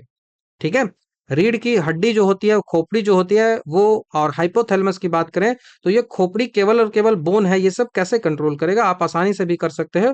मेडुला का क्या महत्व है? तो ये सिर के पीछे मेडुला पर चोट लग जाती है तो रक्तचाप और सांस रुकने से व्यक्ति की तुरंत मौत हो जाती है। सेरिबेलम पोस्चर को बैलेंस करता है। ब्रेन स्टीम जो होता है वो मिड ब्रेन, पोन्स और मेडुला को मिलाकर ब्रेन स्टीम जो है वो बनता है। ध्यान आपको रखना होगा। तापमान को नियंत्रित जो है वो हाइपोथैलेमस रखता है। आहार नली की जो दीवारें होती हैं उनमें संकुचन और विस्तार की गति जो है वो क्या कहलाती है? तो वो जो है वो पेरिस्टाल्सिस कहलाती है। आप यहाँ से समझ सकते हो पेरिस्टाल्सिस को। देखो, यहाँ पे प्रेशर दब रहा है, फिर बढ़ रहा है, यहाँ पे दब रहा है, फिर बढ़ रहा है, तो ये प्रेशर के माध्यम से ही चला। यहाँ पे प्रेशर लगाओ, तो इसी कारण से ना ये जो प्रोसेस होता है ना, पेरिस्टाल्सिस का क्रमाकुंचन इसको कहा जाता है। ये ओइसोफेगस में होता है और ओइसोफेगस में कोई भी पाचन नहीं होता है, ये केवल ग्रेविटी के कारण नीचे जो है वो जो है वो चलता है और ये पेरिस्टाल्सिस कहलाता है। यहाँ पे जो है वो ऊपर की ओर ये नहीं जाएगा, यदि ऊपर की ओर आता है, अपसाइड डाउन भी कुछ खाएंगे तो भी पेट जो है वो, जैसे आप उल्टा होके भी खाओगे ना तो वो ऊपर ही जाएगा। इसी कारण से ग्रेविटी यहाँ पे कोई फर्क नहीं पड़ता है, इसी कारण से ये ऊपर जाएगा, क्योंकि पेरिस्टाल्सिस यहाँ पे होते रहता है। ये खाना जब यहाँ पे पूरे तरीके से जो, यदि पूरी तरीके से जो, यदि काइम बन जाता है ना तो उसको जो है वो बोलस बोलते हैं। और ये बोलस ही है, ये गोल वाला स्ट्रक्चर है ना, इसको बोलस ही कहा जाता है, बोलस। नीचे जो है वो काइम कहलाता है, आगे डिस्कस कभी कर लेंगे काइम के बारे में भी। ठीक है, तो रिवर्स पेरिस्टाल्सिस, जब कभी हमें पेट में इन्फेक्शन होता है तो यह गति उल्टी हो जाती है और उल्टी दिशा होने के कारण हमें वोमिटिंग जो है वो निकलती है और इसका नियंत्रण जो है वो मेडुला करता है। ठीक है, तो वो हमें जो 2 प्रकार के भोजन को नाम मैंने बताया ना, पहला जो है वो बोलस है, मुंह में जब उसको चबा दिए तो वो बोलस कहलाता है। मुंह में चबाए गए भोजन और लाल का मिश्रण जो होता है वो बोलस हो गया। और दूसरा जो है वो पेट में पचने के बाद जो भोजन होता है उसको काइम बोलते हैं। अभी भी पूरी तरीके से काइम नहीं पचा है, क्योंकि पेट ही में है, जब तक इंटेस्टाइन में नहीं जाएगा कैसे काम चलेगा। ठीक है। तो पौधे में जो भोजन का परिवहन होता है उसको जो है वो ट्रांसलोकेशन कहते हैं। ऑप्शन जो दिया हुआ है ट्रांसलोकेशन, ये जो है वो प्लांट में होता है, फ्लोएम के द्वारा होता है। ट्रांसपीरेशन जो होता है वो पत्तों में होता है, स्टोमेटा के द्वारा। वाष्पोत्सर्जन जो होता है वो स्टोमेटा के द्वारा होता है। तो हमारा पेरिस्टालसिस यहाँ से आंसर हो जाएगा। नेक्स्ट सवाल की ओर बढ़ते हैं। कौन सा मेरुदंडीय प्राणी जो है वो अंग केवल ऑक्सीजन युक्त रक्त प्रवाह करता है? ठीक है। तो ये जो होता है वो स्प्लीन, ऑप्शन नंबर डी। मानव शरीर के एनाटॉमी में एक बहुत ही शानदार जो है वो ये है। हमारे शरीर में अधिकांश अंगों को जीवित रहने के लिए आर्टरी से शुद्ध ऑक्सीजन युक्त रक्त मिलता है, और कई अंगों को विशेष पोर्टल सिस्टम के माध्यम से अशुद्ध रक्त भी मिलता है। लेकिन जो स्प्लीन होता है, पलीहा प्लीहा या फिर तिल्ली कह लो, ये शरीर का ऐसा अंग है जहाँ पे केवल और केवल जो है वो शुद्ध रक्त ही पाया जाता है। इसे इसे यह जो है वो स्प्लीन धमनी से मिलता है, और इसके अंदर कोई अशुद्ध रक्त जो है वो प्रवेश नहीं करता। ये केवल जो है वो बाहर निकलता है। तो ये जो होता है स्प्लीन आर्टरी से इसको मिलता है, ये आपको ध्यान रखना होगा। स्प्लीन जो होता है वो आरबीसी का कब्रिस्तान भी कहा जाता है, ग्रेवयार्ड ऑफ आरबीसी जो है वो कहा जाता है। ये आपको ध्यान रखना होगा। बाकी प्लीहा जो है वो मानव शरीर का सबसे बड़ा लार्जेस्ट लिम्फेटिक ऑर्गन है, जो कि इम्यूनिटी में मदद करता है। लार्जेस्ट लिम्फेटिक ऑर्गन है, लार्जेस्ट लिम्फेटिक ऑर्गन है। ठीक है। अब बात आ रही है स्पर्मेटोलियोसिस। स्पर्मेटोलियोसिस, ये जो स्पर्मेटोलियोसिस है ये क्या है, ये पूछा रहा है। तो स्पर्मेटोलियोसिस है कि स्पर्म में विशेषज्ञता प्राप्त करना। जो स्पर्म स्पेशलिस्ट होता है उसको ये कहा जाता है। तो ऑप्शन नंबर बी जो है वो कहलाता है। शुक्राणु जो होता है उसमें विशेषज्ञता किसी के पास है, तो हमारा जो टेस्टिस होता है वहां से स्पर्म बनने की पूरी जो प्रक्रिया होती है उसको स्पर्मेटोजेनेसिस कहा जाता है। इस प्रक्रिया के अंतिम चरण में गोल और अचल नॉन मोटाइल कोशिका बनती है, जिसे स्पर्मेटिड कहते हैं। और यह स्पर्मेटिड अभी अंडे को निषेचित नहीं कर सकता है, क्योंकि इसमें पूंछ नहीं होती है। ठीक है। क्या कहलाता है? कहलाता है स्पर्मेटिड्स। लेकिन इसमें पूंछ नहीं होती, फ्लैजिला होता नहीं है, तो ये मूवमेंट कर नहीं पाता है। ठीक है। तो यह जो गोल जो स्ट्रक्चर होता है, ऐसे मानो ना भाई, ऐसा ही तो कुछ स्ट्रक्चर होता है ना स्पर्म का। तो ये जो इधर वाला जो ये पूरा स्ट्रक्चर है यही जो कहलाता है, ये जो पूरा स्ट्रक्चर है वो स्पर्मेटिड्स कहलाता है। नीचे वाला जो स्ट्रक्चर पूंछ जैसा होता है ये फ्लैजिला कहलाता है। ठीक है। तो अपने आकार को बदलकर एक पूंछ वाला आकार सक्रिय और गतिशील स्पर्मेटोजोआ या फिर स्पर्म में ट्रांसफर होता है, रूपांतरित होता है। तो इस विशिष्ट जो प्रक्रिया होती है इसी को स्पर्मियोजेनेसिस जो है वो या फिर स्पर्मेटोलियोसिस जो है वो कहा जाता है। ठीक है। और इसका जो स्पेशलिस्ट होगा, स्पेशलाइज्ड होगा, उसको कहा जाता है। तो ये आपको ध्यान रखना होगा। स्पर्म का जो हेड होता है, शुक्राणु का जो सिर के अगले हिस्से होते हैं उसको एक्रोसोम कहते हैं। हेड जो होता है उसको एक्रोसोम बोलते हैं। बहुत इंपॉर्टेंट है। ये जो होता है वो एक्रोसोम बोला जाता है। यह जो है गोल्जी बॉडी से बनता है, और उसमें अंडे की दीवार को गलाने वाला एंजाइम होता है। तभी तो ये अंडा अगर है, अब इसमें स्पर्म जाएगा तो इस दीवार को गलाना तो पड़ेगा ना भाई, तभी तो इस एग के पास पहुंच के जो है वो अंडा फर्टाइल कर पाएगा। ठीक है। मिडिल प्लेस की बात करें तो इसमें भारी मात्रा में माइटोकॉन्ड्रिया होते हैं, जो कि शुक्राणु को तैरने के लिए पावर देता है। तो स्पर्म का जो मध्य भाग होता है पूरा, वो क्या करता है, यहाँ पे माइटोकॉन्ड्रिया होता है, और ये मिडिल प्लेस होता है, शुक्राणु को तैरना पावर देता है। क्रोमोसोम की बात करें तो एक परिपक्व शुक्राणु में 23 जोड़ा क्रोमोसोम होता है, हेप्लॉइड होता है। ये भी आपको मैंने बता रखा है। तो एक्रोसोम, शुक्राणु में एक्रोसोम का निर्माण किस कोशिकांग के द्वारा होता है, सवाल पूछा जाएगा। तो उत्तर आपका गाल्जी ऑपरेटस होगा। स्पर्मेटिड का स्पर्म में बदलना क्या कहलाता है? तो स्पर्मेटिड्स का स्पर्म में बदलना स्पर्मियोजेनेसिस बोल दे, स्पर्मेटोजेनेसिस बोल लो, स्पर्मियोजेनेसिस हमने पहले ही बता रखा है इस बारे में। स्पर्मेटिड्स जो होता है उसका स्पर्म में कन्वर्ट होना, ठीक है। तो स्पर्मेटोजेनेसिस मतलब स्पर्म बनने की क्रिया, स्पर्मियोजेनेसिस या फिर स्पर्मेटलियोसिस ये स्पर्मेटिड्स जो गोल कोशिका का स्पर्म पूंछ में बदलना, पूंछ वाला जो स्पर्म है उसमें कन्वर्ट होना, तो उसी को ये बोला जाता है स्पर्मेटोलियोसिस, ठीक है। उसके बाद स्पर्मेलिएशन की बात करें तो स्पर्म का जो सर्टोली कोशिकाओं से मुक्त होना जो कहलाता है वो कहलाता है स्पर्मेलिएशन। शुक्राणु को ऊर्जा जो है वो माइटोकॉन्ड्रिया से मिलती है, ये आपको पता है। चलिए नेक्स्ट क्वेश्चन की बात करते हैं। ये देखो स्पर्म है, ये जो ऐसे गोल है, यहाँ पे क्या है, एक्रोसोमल है, गोल्जी अपरेटस से ये बनता है, यहाँ पे एंजाइम जो है वो होती है। तो ये है स्पर्मेटिड न्यूक्लियस, स्पर्मेटिड न्यूक्लियस। धीरे धीरे जो है वो इसमें फ्लैजिलम आने लगा है, पूंछ आने लगा है, ठीक है। माइटोकॉन्ड्रिया इसके पास होता है, ये वाला आगे वाला भाग है, इसको क्या बोलते हैं हमने बता दिया है। सबसे आगे वाला जो टिप होता है, जो हेड वाला टिप होता है, इसको रेड कलर का जो है, इसको जो है वो एक्रोसोम कहते हैं, इसको जो है वो एक्रोसोम कहते हैं। देखो हमने लिख रखा है यहाँ पे, एक्रोसोम जो है वो कहा जाता है। मिडिल जो पार्ट होता है ये क्या करता है, बहुत सारा माइटोकॉन्ड्रिया होता है जो कि आपको एनर्जी जो है वो देता है, तो ये ध्यान आपको रखना है। एग्लू एग्लूटिनोजिन स्रावित कहाँ से होता है, तो एग्लूटिनोजिन जो होता है वो स्पर्मेटोजोआ से स्रावित होता है, स्पर्मेटोजोआ, ऑप्शन नंबर सी, ठीक है। तो थ्योरी ऑफ फर्टिलाइजेशन जो है वो 1914 में एफआर जो लिफे हैं उनके द्वारा दिया गया था। फर्टिलिजिन एंटी फर्टिलिजिन सिद्धांत इसको कहा जाता है। इस सिद्धांत के अनुसार स्पर्म जो होता है वो उसी प्रजाति के एग को पहचान सकता है। इसके लिए जो है रासायनिक प्रक्रिया अंदर चलती है। तो स्पर्मेटोजोआ जो होता है, स्पर्म जो होता है, स्पर्म की सतह पर एक विशेष प्रकार का अम्लीय प्रोटीन जो है वो सिक्रेट होता है, जिसे जो है वो एंटी फर्टिलिजेंट कहा जाता है।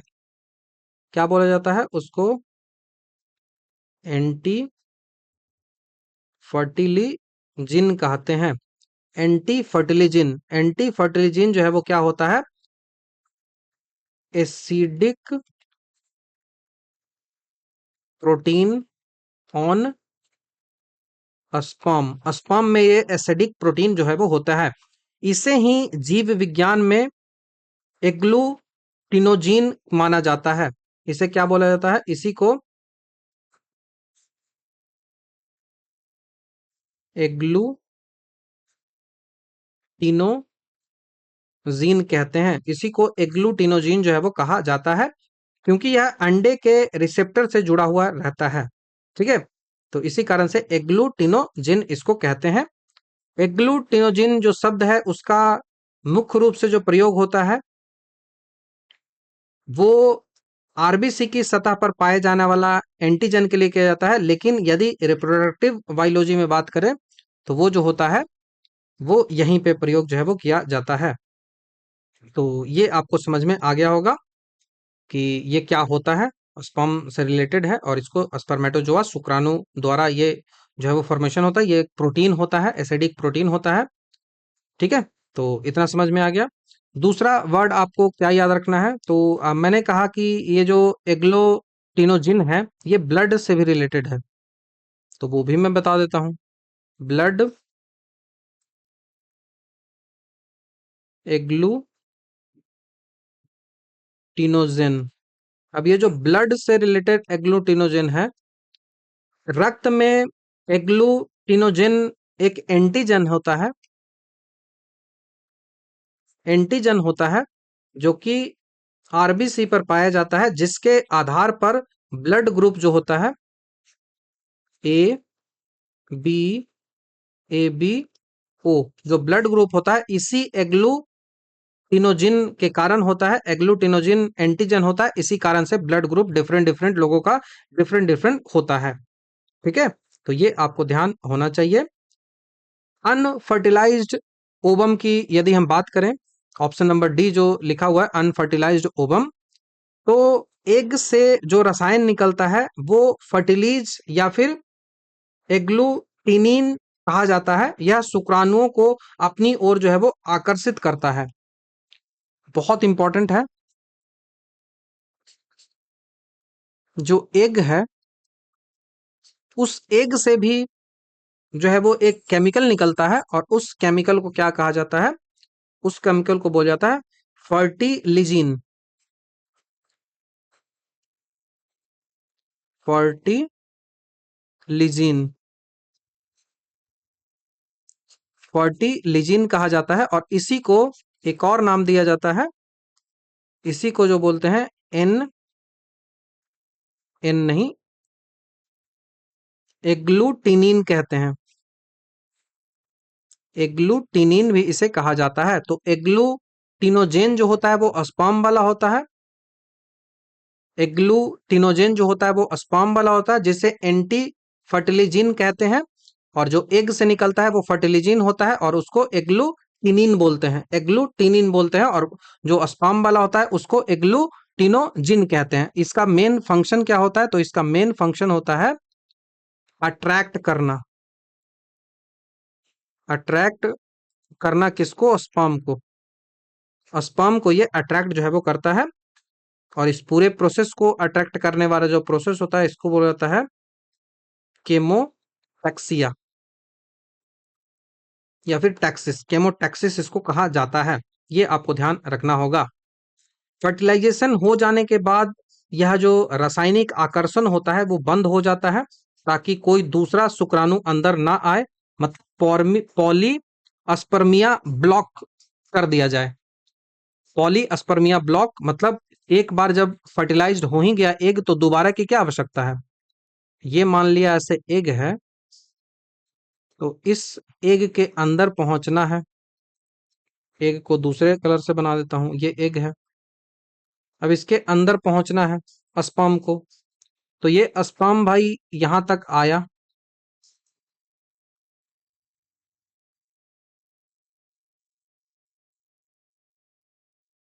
ये स्पर्म जो है वो यहां तक आया, अपना जो है वो एंजाइम प्रोटीन जो है वो निकालता है।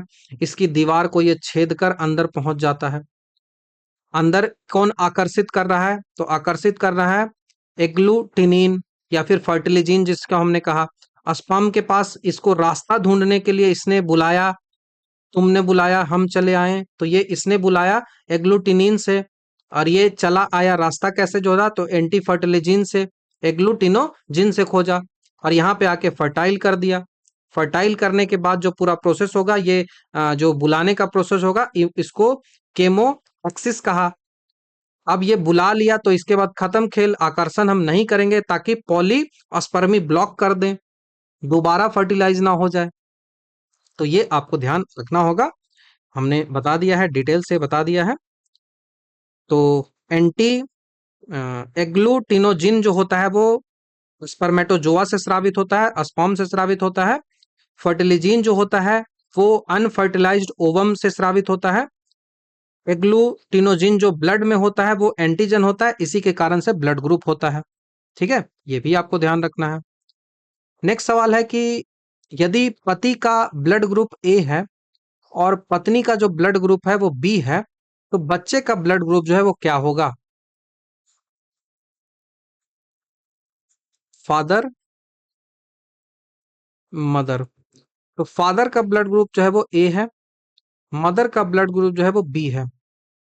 तो हमसे पूछ रहा है कि बच्चे का क्या होगा? तो दोनों तरफ कुछ नहीं है, तो दो में बनाओ इसको। इसको इससे डिवाइड करो और इसको इससे डिवाइड करो। तो पहला हो गया ए बी, दूसरा हो गया ए ओ। अब ओ को बी से डिवाइड करो और ओ को ओ से डिवाइड करो। तो ये तीसरा हो गया ओ बी, और चौथा हो गया ओ। ठीक है, चौथा हो गया ओ। अब यहां से जितना ओ है वो खत्म करो दो वाला में। तो ब्लड ग्रुप कौन कौन सा बन गया? या तो ए बी होगा, या ए होगा, या बी होगा, या ओ होगा। ABABO, ये कुछ भी हो सकता है बच्चे का, ये कुछ भी हो सकता है बच्चे का। तो ये फॉर्मूला आपको पता चल गया कि कैसे निकाला जाता है। जैसे फॉर एग्जांपल एक और मैं निकाल देता हूं, फादर का रख लो ओ, मदर का रख लो ओ। ठीक है, दोनों का ओ हो गया। तो इस दोनों में जब ओ हो गया तो कोई ओ की आवश्यकता है ही नहीं। यहां से जाएगा ये, यहां से जाएगा ये, तो केवल और केवल ओ ही हो सकता है। देखो एक लिस्ट भी है, लिस्ट से याद रख सकते हो। तो याद रखने की कोई आवश्यकता ही नहीं है, मैंने फॉर्मूला बता दिया ना, दोनों को गुना होता है। ठीक है, दोनों गुना होता है। तो हमने देखो ए और बी को देखा था ना, ए और बी को देखा था, तो देखो चारों आ जाता है। कैसे आ जाता है बता दिया। ओ को अभी देखा था ना, तो ओ में जो है वो केवल और केवल ओ आता है। पूरा फॉर्मूला हमने बता दिया है। अब यदि पेरेंट के पास जो है वो एंटीजन है, एंटीजन आरएच फैक्टर है, मतलब यदि पेरेंट जो है वो ओ पॉजिटिव है और मदर भी यदि ओ पॉजिटिव है, मदर ओ पॉजिटिव है, फादर भी ओ पॉजिटिव है, तो यदि पॉजिटिव पॉजिटिव है तो उसका जो बच्चा होगा वो पॉजिटिव नेगेटिव दोनों आ सकता है। ठीक है, यदि वो पॉजिटिव निगेटिव हो तो पॉजिटिव निगेटिव दोनों आ सकता है, लेकिन निगेटिव निगेटिव हो तो फिर तो निगेटिव होगा, उसमें है ही नहीं तो फिर क्या ही आएगा। लेकिन अगर किसी में भी है तो वो पॉजिटिव निगेटिव कुछ भी हो सकता है। ठीक है, वो पॉजिटिव निगेटिव कुछ भी हो सकता है, बाकी ये याद रखने की आवश्यकता नहीं है, मैंने आपको फॉर्मूला बताया है। नेक्स्ट सवाल की ओर बढ़ते हैं। कंकाल के वे हिस्से जो हड्डियों की तरह सख्त नहीं होते, जो मोड़े जा सकते हैं, तो वो कार्टिलेज होते हैं भाई। हमने काफी डिटेल से इस बारे में बताया भी है। ठीक है, तो ये आपको ध्यान रखना होगा। ठीक है, इसमें कुछ और सवाल हैं, जो चीजें हैं जो जाननी है आपको। ब्लड ग्रुप जो होता है वो मेंडेलियन अनुवांशिक का पालन करती है। यहाँ पे मल्टीपल एलील कहा जाता है, जिसे जो है वो मल्टीपल एलील कहते हैं। ये इसमें 3 जीन होते हैं। यहाँ पे 3 जीन होते हैं, मैंने ऐसे बताता हूँ इनको। यहाँ पे 3 जीन होते हैं, IA, IB और I, सिर्फ और सिर्फ आई, ऐसे होता है। तो यदि पति का ब्लड ग्रुप ए है तो इसका जीनोटाइप जो है वो ए होगा, या फिर AI। बहुत डिटेल ये चला जाएगा, तो उतना आपको करना है नहीं कि क्या कुछ संभावनाएं बनती है। बस वो फॉर्मूला याद रख लो और ये तीनों एलील जो है वो याद रख लो। तो उसके बाद आपका जो है वो काम बन जाता है, इससे ज्यादा की आवश्यकता नहीं है। ठीक है, तो इसको हटा देता हूँ, नेक्स्ट सवाल की ओर बढ़ जाओ।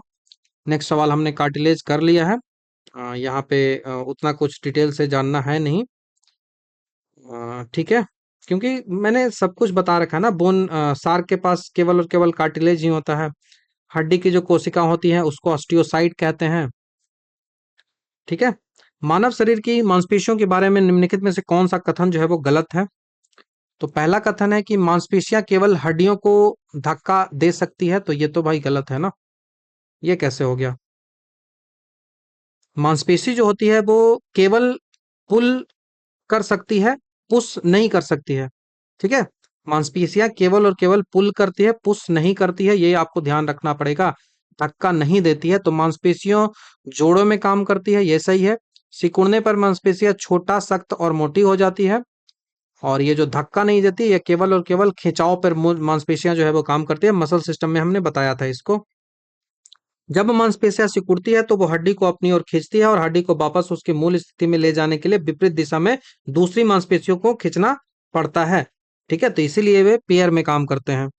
सबसे मजबूत मांसपेशी मैंने बता रखा है, जबड़े की जो मांसपेशी होती है जिसको मास्टेरा कहते हैं, मसेटेर कहते हैं। सबसे लंबी मांसपेशी जो होता है वो सर्टियस कहलाता है। और सबसे बड़ी जो मांसपेशी होता है वो ग्लूटस मैक्सिमस कहलाता है। टेंडन जो होता है वो मसल और बोन को जोड़ता है। सब कुछ हमने बता रखा है, क्या ही चले।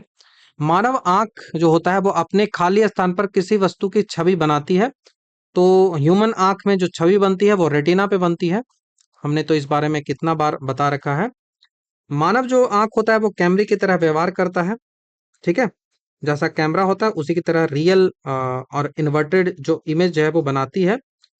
इन्वर्टेड होता है लेकिन दिमाग इसको फिर से उल्टा करके सीधा कर देता है। कॉर्निया जो होता है वो आंख का सबसे आगे का पारदर्शी हिस्सा होता है। प्रकाश आंख में यहीं से प्रवेश करता है और सबसे ज्यादा प्रकाश का रिफ्लेक्शन भी यहीं से होता है। नेत्रदान कॉर्निया से ही होता है। आइरिस जो होता है वो आंख का रंगीन हिस्सा होता है, नीला भूरा काला कुछ भी हो सकता है। और इसका काम होता है प्यूपिल के आकार को नियंत्रित करना। प्यूपिल जो होता है वो आइरिस के बीच का वह होल होता है, छिद्र होता है, जिससे होकर प्रकाश आंख के अंदर जो है वो प्रवेश करती है।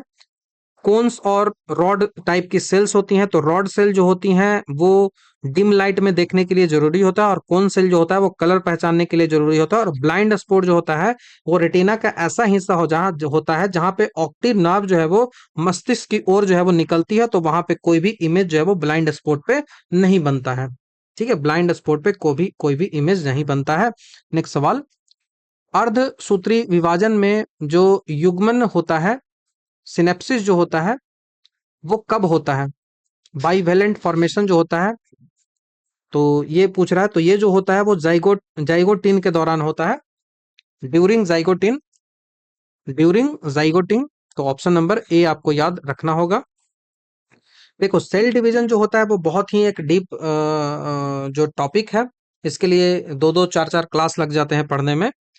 तो यहाँ पे जो सेल डिवीजन होता है उसमें मियोसिस फेज वन जो होता है, उस मियोसिस फेज वन का जो प्रोफेज वन जो होता है, इसका जो पहला चरण होता है मियोसिस वन का, उसको प्रोफेज वन कहते हैं। ये सबसे लंबा चरण होता है और इसको 5 सब स्टेजेस में भी डिवाइड करते हैं। लिपोटीन, जाइगोटीन, हिप्लोटीन, ठीक है। बहुत सारा पार्ट में होता है, उतना समझना नहीं है। जैसे लिपोटीन होता है, जाइगोटीन होता है, पैकेटीन होता है, डिप्लोटीन होता है, डाइकानेसिस होता है। तो नहीं, ये याद भी रखना है तो इस तरीके से याद रख सकते हो। ले जरा, ले जरा पानी दे, दे, ले जरा पानी दे दे। तो ले से हो जाएगा वो लिपोटीन हो जाएगा, ले से होगा लिपोटीन। जरा जो है वो जेड से जो होगा वो जाइगोटिंग होगा। पानी से जो होगा वो पैकेटीन होगा। दे दे से होगा दी जो होगा वो से डिप्लोटीन होगा, और जो लास्ट होगा वो डाइकाइनेसिस होगा। तो ये प्रोफेज वन के 5 फेज होते हैं। प्रोफेज वन के 5 फेज होते हैं, जिसमें जो लेपोटिन होता है उसमें क्रोमोजोम संघनित होकर धागे की तरह दिखाई देता है। जाइगोटिन जो होता है यहाँ पे सिनेप्सिस बनता है, तो यही हमारा उत्तर होगा, जाइगोटिन वाला। पैकेटिन जो होता है, यहाँ गुणसूत्रों के बीच आनुवंशिक पदार्थों का आदान प्रदान होता है, जिसे क्रॉसिंग ओवर कहते हैं। यह सबसे इंपॉर्टेंट है। तो ये जो होता है,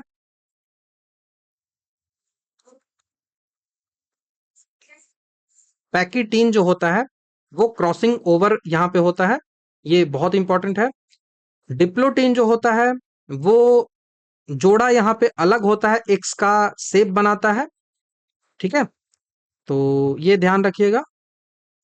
बाकी वैसा कुछ है नहीं, बहुत डिटेल से चीजें को जानना पड़ता है आगे चलकर, तो उतना जरूरी नहीं है जानना। कभी आएगा तो हम बात इसको कर लेंगे। तो जोड़ा बनना जो सिनेप्सिस होता है वो जाइगोटीन में होता है। क्रॉसिंग ओवर जो होता है वो पैकेटीन में होता है। एक्स का आकार जो बनता है जिसको चाइस्टमा चास्टमाटा कहा जाता है, ये डिप्लोटीन में बनता है। नेक्स्ट सवाल, यही prophase one, prophase, metaphase one, anaphase, telophase सब कुछ है, तो ये प्रोफेज वन की बात हो रही है। तो यहीं पे जो जाइगोटीन होता है उसकी बात हो रही है। सवाल है कि निम्नलिखित में से कौन सा मनुष्य में वेस्टिजियल ऑर्गन नहीं है? वेस्टिजियल ऑर्गन वैसा जिसका पहले काम था लेकिन अब जो है वो काम नहीं है, ठीक है। अब इसका कोई काम नहीं है, एवोल्यूशन के साथ साथ खत्म हो गया। तो हमारा जो यहाँ से आंसर होगा वो सी होगा। सामने वाला चपटे जो दांत होते हैं, इंसाइजर्स होते हैं, उनके कोई काम अब नहीं है, क्योंकि वो मांस को फाड़ने के लिए यूज किया जाता था। 4 जो ऊपर और 4 नीचे जो दांत होते हैं, जिसमें हम सेव या फिर रोटी काट कर खाते हैं, बिटिंग और कटिंग में अत्यंत महत्वपूर्ण होता है। ये जो है वो फंक्शनल अंग है, इसीलिए यह जो है वो अवशेषी अंग नहीं है, ठीक है। तो ये कृंतक होता है, ये अवशेषी अंग नहीं है। बाकी जो निकटेटिंग पर्दा होता है, मेम्ब्रेन जो होता है, निकटेटिंग मेम्ब्रेन जो होता है वो तीसरी पलक, थर्ड आईलिड कहते हैं। यह मेढक और मगरमच्छों में काम करती है। पानी में आंख ढकने के लिए, लेकिन इंसानों की आंखों के कोने में यह केवल और केवल एक लाल रंग का प्लिका स्टिमुलरिस के रूप में बची हुई है, एक अवशेष के रूप में बची हुई है। तो निकटेनिंग पर्दा जो है, निकटेनिंग जो पर्दा है, ये जो लाल रंग का जो दिखता है ना प्लिका, ये होता है, और ये मेढक में दिखता है और मगरमच्छ में दिखता है। ठीक है।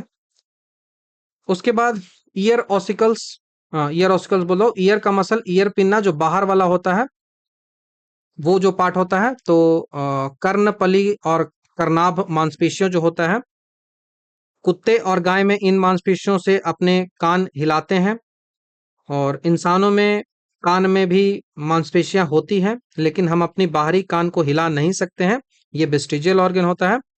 उसके साथ ही साथ वर्मी फॉर्म अपेंडिक्स, अपेंडिक्स जो होता है इसका भी कोई काम नहीं होता है। ठीक है, इसका कोई काम नहीं होता है, वेस्टिजियल ऑर्गन है। विजडम टूथ हो गया वेस्टिजियल ऑर्गन। उसके बाद कोकली जो लास्ट होता है, मेल निपल हो गया, टॉन्सिल हो गया, और बॉडी हेयर जो हो गया, जो गूज बम्प आते हैं ना, वो हो गया। तो मानव शरीर के अवशेषी अंग जो होता है वो लगभग 90 से अधिक हो चुके हैं। महत्वपूर्ण जो होता है वो विजडम टीथ हो गया, थर्ड मोलर जिसको बोलते हैं, बॉडी हेयर हो गया, जो कोकली जो पूंछ बोलते हैं ना, जो पहले पूंछ था, और उसके बाद मेल निपल हो गया, ये सब होते हैं वेस्टिजियल ऑर्गन। तो ध्यान आपको रखना है। नेक्स्ट सवाल की ओर बढ़ते हैं। बेटा या फिर बेटी के जन्म की संभावनाओं की बात करते हैं, तो 1:1 होता है, XY XX। अब यहां से x आया, यहां से x आया, तो ये जो होगी वो बेटी हो गई, राउटर हो गई। ठीक है। अब यहां से y आया, यहां से x आया, तो ये बेटा हो गया। तो रेशियो कैसा बना? 1:1।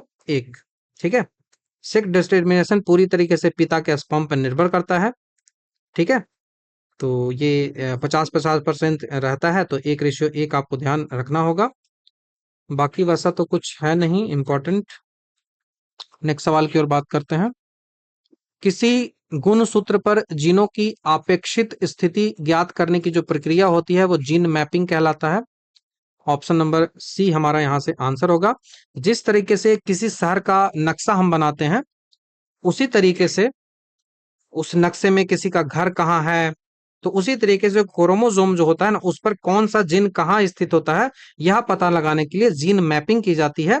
और यह दो जीनों के बीच की जो दूरी होती है, रिकॉम्बिनेशन फ्रीक्वेंसी की गणना करने करके किया जाता है। जो जिन एक दूसरे के जितने करीब होते हैं, उसे एक साथ अगली पीढ़ी में जाने की संभावना उतनी ही अधिक होती है। इसे जो है वो लिंकेज कहते हैं।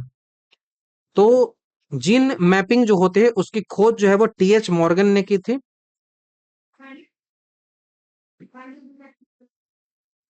खोज जो है वो TH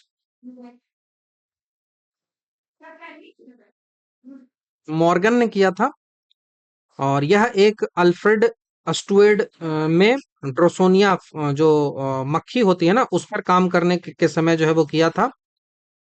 जीन मैपिंग में जीन के बीच की दूरी को मापने के लिए जो यूनिट यूज किया जाता है उसको सेंटी मॉर्गन कहा जाता है।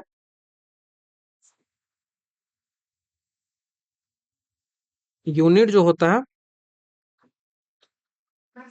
उसको सेंटी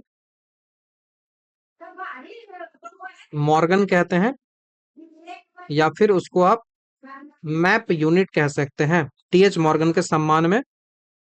ह्यूमन जीनोम प्रोजेक्ट जो होता है वो 1990 में स्टार्ट हुआ था। मानव DNA के हर जीन को सटीक से मैप करके करने का प्रयास जो है वो किया गया था। तो ये आंसर आपको याद होना चाहिए।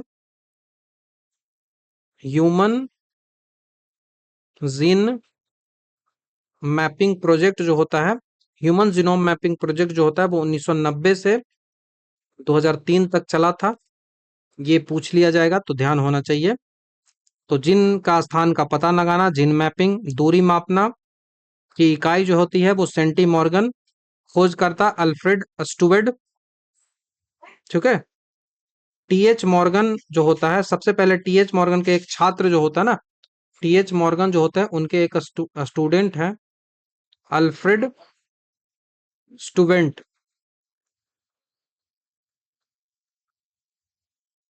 Alfred Sturtevant. ठीक है, ध्यान रखिएगा। नेक्स्ट सवाल और इसका लास्ट सवाल है इस सेट का, माता पिता में से सन्नति में लक्षणों के पहुंचने की जो प्रक्रिया होती है उसको क्या बोलते हैं? Heredity, option number B. एक लक्षण, एक जो गुण होता है वो एक पीढ़ी से दूसरे पीढ़ी में जाता है, इसको बोला जाता है। ठीक है, तो ये ध्यान आपको रखना है।